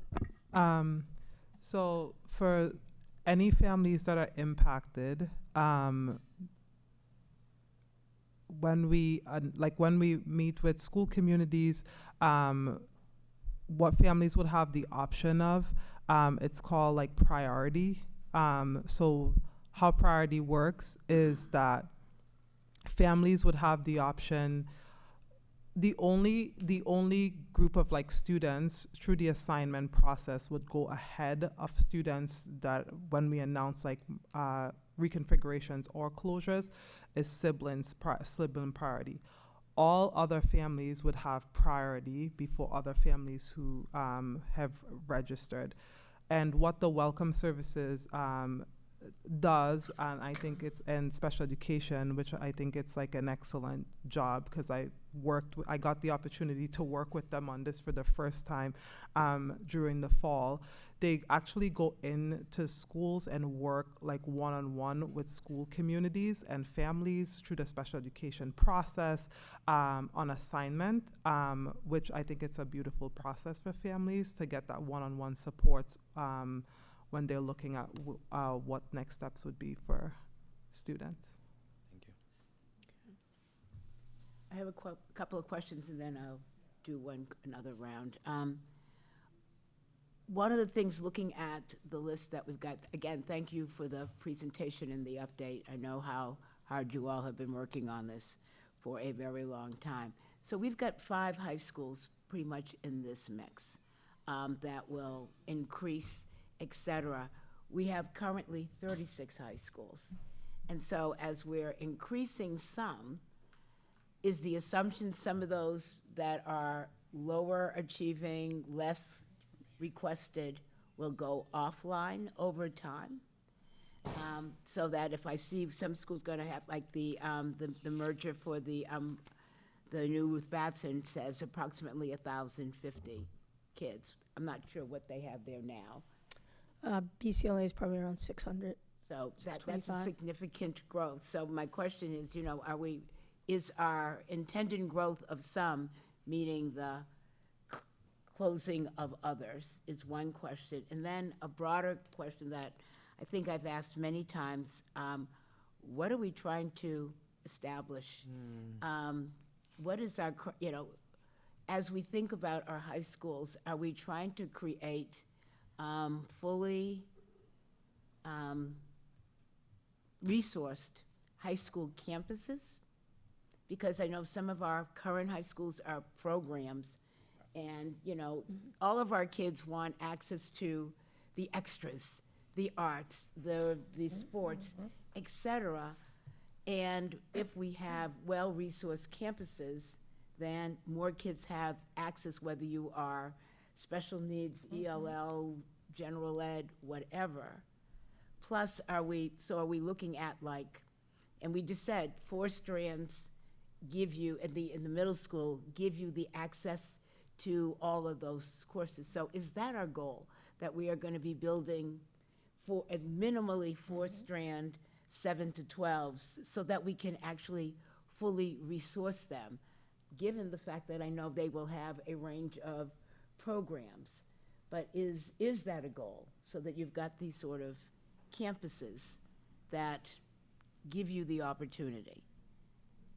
And I know it'll take many years to get there, but, you know, is that part of sort of where we're heading?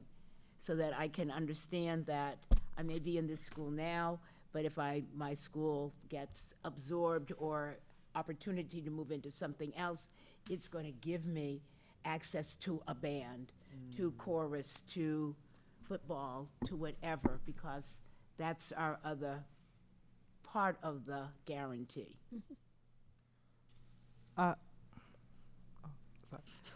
Sorry. Well, I can start and then I'll pass it to you.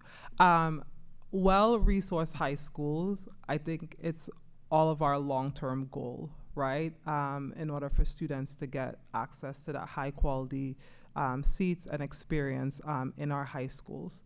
As we were doing this work and sort of like doing deep dives in like how we think about like closures, et cetera, and the high quality student experience, closure is a part of like the runway to like getting there, right? And expanding high quality seats in our high schools, like you just shared with the Ruth Batson Academy, how we're looking at Madison Park, et cetera. There's also a lot more work that we need to do collectively as a district, right? We can name closures, right? However, we want to make sure that within our schools, like what you just shared, like things like a band, like how we're also investing in our high schools on the academic and programming side, right? Getting those things off the ground so that like when we announce closures of some of our high schools, that where there are high quality seats, right? And one of the things I always say and talk about with the team is that we can build beautiful schools. That doesn't mean that the seats is high quality. So investing in the things that you're talking about, and also like AP courses, band, and all of that good stuff, right? Making sure it's sports, right? Extracurricular activities, having the space to do that, right? In buildings that can support that type of learning and extracurricular activities. I think it's really important. And I think as we're looking at school closures, our system as is right now is not fully set up, right, for us to do that in the way that we would want to, like immediately. However, there are a lot of things that, like from the academic side, that our schools team, our high schools team, the inclusive education plan, work that our special ed team is doing right now, right, that is setting us up to be able to drive forward and move forward faster, but also ensuring that when we're moving forward, students will have access to high quality seats and not just a beautiful building, right, but have access to high quality seats and programming within those buildings. I think also what has been core in this process and what we've really heard through engagement are the things that you're elevating, Chair Robinson, of what is so important and what we value in a school. And so we showed you the metrics of how we would be able to assess whether or not a building had the physical spaces to support those learning experiences. The other thing that it's informed, though, is model space summaries, which means that we have laid out what would go into new builds and renovations, and the spaces that you're talking about needed to facilitate art and music are all within what new builds would look like. So that means that any school that is invested in with a significant renovation or new build would have the spaces that you're talking about, as well as would have the space for enough strands within a class to be able to adequately serve a diversity of learners and have that full continuum of learning. So make it so that the academics and other enrichment opportunities are fully supported by a building. My other question is in a different direction. So as we get ready for the conversation next week, and I know that many of those communities have already been informed, and it will be the first sort of launch of this structure, are we going to be able to share clear criteria that will help folks understand the rationale of why we're doing what we're doing now and what we're trying to establish? So my question is, so if I'm not part of this first round of schools, well, how do I understand what I am seeing so that I can begin to understand where I might need to do some thinking about my community or the issues, so that, again, people are seeing a vision of what the district is trying to work on, so it doesn't feel like a little one-off over here and another one over there. You know, what will people really be able to understand clearly when we announced next week, 2 weeks from now? That's a great question, Chair. I think when we share with, so first we'll share with impacted school communities, but just like the broader BPS community is communicating, right? So we've consistently communicated with the community that we will be making announcements, like yearly announcements. I think that when we announce what's happening now, it also, in parallel, we need to communicate to the broader community, right? This is the beginning. This is the work that we're going to be doing over the next year before we come with additional proposals. So we're setting the stage, setting milestones, and our internal team working cross-functionally on some of the things that we laid out. I think it was on slide 30. So we have the buildings and renovations happening. We have the early college and career and pathways, creating life readiness and transition programs and for our multilingual learners and 19 and 22-year-olds. So setting the stage, sharing that information with community, and also letting community know that we will be coming back year over year, right? And as we're implementing these things, we are creating high quality seats, right? Which would give us a space to ensure that students have access to those seats in parallel while we're announcing school closures. I still think, I still want to push a little harder, because I still, you know, I know what we're going to do, but I still want to make sure we all understand why and why now. You know, so for saying that we've got, you know, overage students that need programming XYZ, where does this fit in this sort of continuum of what we're trying to create? We have to move A so that we can do B and C, but I think I don't think everybody understands that. Or, you know, why, as I said, we've picked these 6 things, why, yes, and now, and how that looks at a whole broader picture. Yep. I think when we come back to the committee on the 22nd, we will be able to share more of that information and also share it with the broader community. This will be the first of how many years? I mean, there's a lot more that we need, and I get it, this is the first, but we need to understand if this is the first of the next 10 years structure, what is it? I think people are gonna want a bit more meat. I'm gonna go back down. I know Dr. Alkins has another question. Yes, and thank you for earlier. I sort of found out that particular data. You might be interested to know, I guess, out of the 32 buildings that are underutilized, 50% of them are sitting at a utilization rate of 66 or below. The range goes as low as about 33%. Oh, wow. That's 2 schools, I think, use your mic. One's 33. Dr. Alkins, just use your mic, please. Oh, I'm sorry. One school is about 33%, the other is 37. So not stellar numbers. However, the positive in that is that we have a dashboard where we can look that up.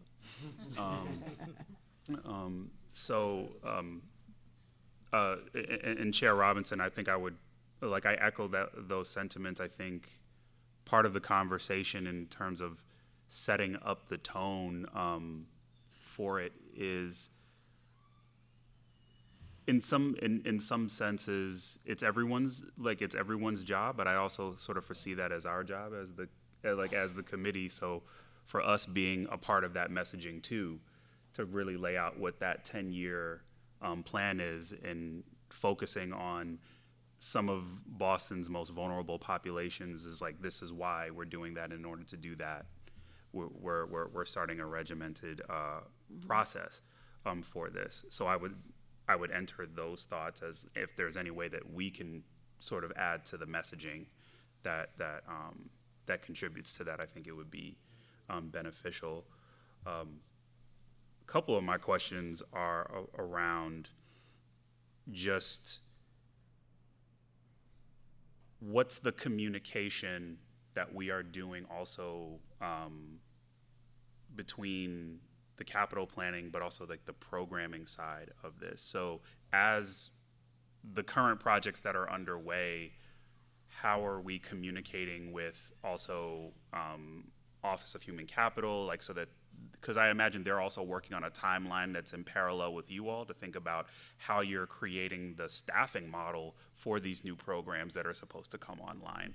So how are you all communicating that, and what's that relationship like? And then my second question is, and this is perhaps also down the road, as we are closing, and just Chair Robinson, to use your example of high schools, do we also have a vision of these now empty buildings and what perhaps the district might think to use them for, or support additional programming? And again, that could be down the road, and you can feel free to save that question for a later date, but it's just a curiosity if you all are thinking about it. So one of the things I'd just like to plant the seed for the committee to think about is that often in the buildings that are severely underutilized, they tend to also need an incredible amount of work. And all of this costs money. Right. So when we're talking about taking a building offline, say due to a closure, and then readying that building for another purpose or a different school, we assume that there's going to be a range of work that has to be completed with that building. Right. The capital dollars are not infinite. Right. And so we have a boundary, right, with the way capital kind of rolls forward and works, that as some projects come off that are expensive, other projects can go on. As we find out, like MSBA, whether, what Shaw Taylor will cost, or what BCLA, if it's accepted. So there's a lot of things that go into us figuring out what we actually can and can't do and afford with some of the buildings. I will say this, that the buildings with the lowest occupancy has to do with the vestiges of the small schools movement at the high school level. Mm-hmm. And so that's where you're going to find like a small school in a big building that's going to kind of push that. But those are also buildings that need an incredible amount of work, right? So there's, at the high school level, to actually have buildings that will fit that 750 or more to actualize what you're talking about, Chair. There's really only a few buildings we have that will do that are severely underutilized. I will also say that in some of the, and I'm talking specifically at the high school level, but some of the buildings that we have that, say, have a population of like 600 or 700, because of the type of programming in them, they're actually using the bulk of the building. Even though, years ago it might have been that building would have been scoped out for 1,000 kids, it doesn't fit 1,000 kids now, because we know so much more about how to serve the whole child. And so having social emotional spaces, clinical spaces, food and nutrition different, like it's just a different world. And so that's when we enter like a new build at a high school level with MSBA. It's an entirely different world of like what they allow for space. So I say this because I think, Rebecca and I were sort of talking about how do you hold the complexity in your hands of this, because it is that and more, as we're trying to kind of make the decisions going forward of what to be able to consolidate, what to be able to merge, what to be able to close. What I will say is that I think on the 22nd in our conversation that there will be I think you'll see some trend in the recommendations, Chair, that will give I think the public the sense of sort of like how we're approaching this and the speed of which we're doing it, but also I think kind of like the types of things that we're doing, as we kind of enter into this. So, but we're super mindful that we do need to make sure the community is with us. And at the high school level, the students are really the community. They're really the community flips, right? Like where at the pre-K to 6 and 7 and 8, it's often parents that are really at the table having those conversations. High school students want to be part of that conversation, and they should be. So I think that's why you're going to see us suggesting a pace here, both to do the work we've already committed to well and fill in some of the blanks that we have in here, which are pretty big blanks in some of the costs and some of the completion dates. But then going forward, what is going to be that process as we accelerate, and making sure that we're building up the other parts of the system. Alternative education is a great example. Somewhere along the line, we kind of thought like alternative ed kids that are in alternative education don't need access to early college and career, don't need access to auditoriums, to music and arts, to all those things. They're just going to get a diploma. It's not the case. They're going to high school for the exact same reason every other kid goes to high school, which is to be part of a community, to be able to graduate, to feel valued, to feel seen. And we can't say that our programming right now does that. So the alternative ed is a piece of what we're already starting to rework and rebuild. And those are going to represent like probably 6 or 7 schools right now that are very small among that 35 population. But they're mighty in the sense of like who they serve. So anyways, I do think that it's good for our team to hear in particular what would be helpful on the 22nd as we continue to kind of work in framing for the committee. I know it's 9:30, so I will say, what is the pleasure of the committee? We could do another quick 15 minutes. I have 2 questions. You have 2 questions? Who else has questions before we go? Anybody else? Anything else? All right.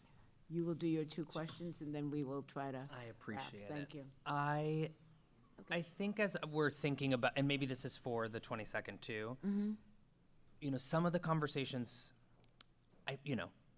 we can call it a master's facilities plan. We can debate the definition of the word plan.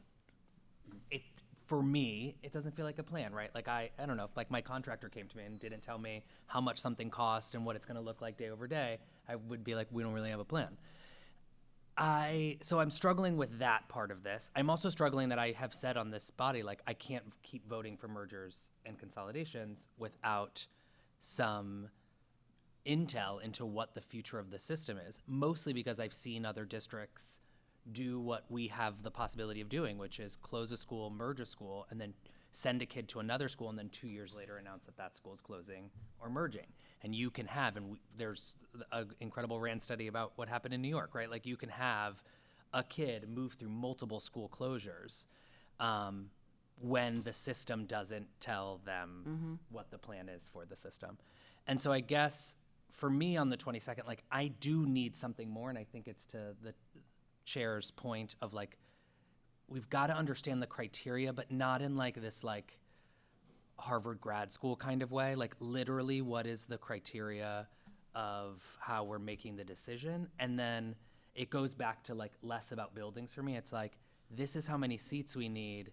Like there has to be something more than like sexy new building and like every year we're going to make an announcement. It's like, is there a target for what the announcements are going to be? Is there a certain threshold of high quality seats that then accelerate the closure of low quality seats? Like, does it mean that like there's a section of, I don't know, tier 1 seats across the system and there's some denominator there that then triggers something else? But like, we have to tell people what is coming, what the speed of it is in a much more direct way than just like this time next year, like stay tuned, you know? And cause that doesn't feel good for me. You know, there are certain families in the system who will have no impact to all of this, mine included. Mine goes to a tier 1 school, it's not gonna be close. I know all of these things, but there are families who are gonna be in the crossfire of a system that is consolidating, who have not had access to tier 1 schools, and like, without clarity as to what they can expect and what choices they should be making, like, there's a lot of damage that we could do without a clearer plan. Yeah, I mean, I think that's exactly why we're saying we're not coming forward with a big list of closure. I also think, to your other point, we have to make sure that the kids who have been in, whether you want to say it by tier or whether you want to say it by transformation, however you want to label it, that we can move them to a seat that is a higher quality. And one of the things we will get into, I think, next week, or in 2 weeks, is that we have the problem to unravel of overrepresentation of particular populations of special education and multilingual learners in open enrollment in particular buildings. And that's creating like a very artificial tipping point in the system that you cannot close your way out of. Because the kids have to have a place to go that's going to serve them programmatically and give them quality.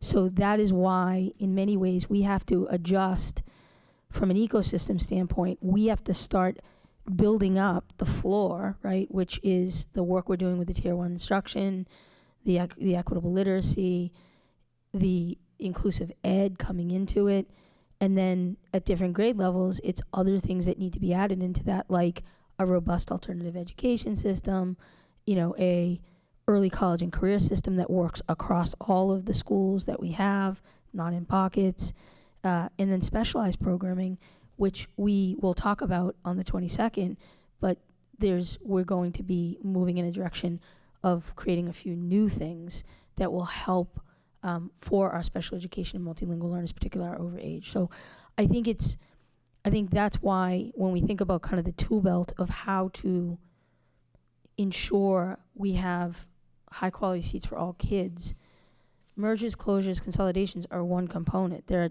tools, right? You pull them out and you take them where you're able to, but we cannot not do the other things that strengthen the whole system and only do these things because we're just going to identify 5 years from now another group of schools. Yeah. So. And with all the same questions, and this may be for next time too, like it's the Susie Orman question of it all. Can you afford it? Like, it's like, how are we affording this? I left the last 2 years very worried about our financial future. And it just sounds like we're spending more when I think the demand is going to be to spend less. Like, I don't know. Maybe someone knows something I don't know, and it's like, don't worry about it. The money's going to be there. But that's the part that worries me, and maybe that can be part of what we're talking about next time too. Like, what is the financial implications of everything we're doing? Yeah, because that's such a big part of what we do. Yeah, I mean, I think it's also that we've been in the situation where we've told the community we can't afford, and that's why we're closing a school. And I can tell you how that goes. Yeah. Right? It's like we are in a balancing act right now where our focus needs to be on getting our kids into high quality seats that are right for them. So in some cases, it may be increasing our alternative education in a quality way. In other cases, it might be for multilingual learners or special education students, whatever it is. But we have to be looking at this as how do we reach those tipping points with the seats, right? Because parents have said, like, this is what we want for quality, and I do believe that parents will stay in the system and come back to the system if they have that quality. So we're going to need to invest a bit in order to get that, and also be very strategic about what we're investing in. So part 2, May 22nd, we'll come back, and it's been a really helpful conversation. I think every time you guys ask questions and we're sort of understanding what kind of framing you're looking for, we'll take that back. Thank you. Great. Thank you, and we certainly look forward to everything that you're going to have to share with us on the 22nd. Thank you. Thank you. Thank you. Ms. Parvex, public comment? Speakers. Great. All righty. New business? Just continuing to look for an update on task forces and understanding how division of labor, so to speak. We will. How we want to do that. Yeah. We will be coming back around to that. Don't worry about it. Yes. Very much. Yeah, we got to do this. Yeah. And in the next superintendent update, can we get an update on what was shared with us this evening about the Blackstone, some of the concerns from that family? And then maybe we could also just get an update on some of what we've been hearing over the last few weeks about school psychologists and your thinking around the sort of difference with just sort of what's the reality of the situation. Yeah, I mean, I can tell you that we've had no real major cut relative to school psychologists. I think there's been shifting because of, like, in some buildings, you might be closing classrooms or you might be closing a strand, and that impacts the allocation. But we haven't seen any real cut across school psychs. Okay. I just think that what they feel, and it's understandable, is like they want to be they want to be at that school only, right? Got you. Thank you. Okay, the next hybrid school committee meeting will take place in person on Wednesday, May 22nd at 6 p.m. here at the Bowling Building. Like to end the meeting. Is there a motion? So moved. Second, is there a second? Second. Thank you. Is there any discussion or objection to the motion? Any objection to approving the motion by unanimous consent? Hearing none, the meeting is adjourned. Thank you all and have a good night. Thank you. Thank you.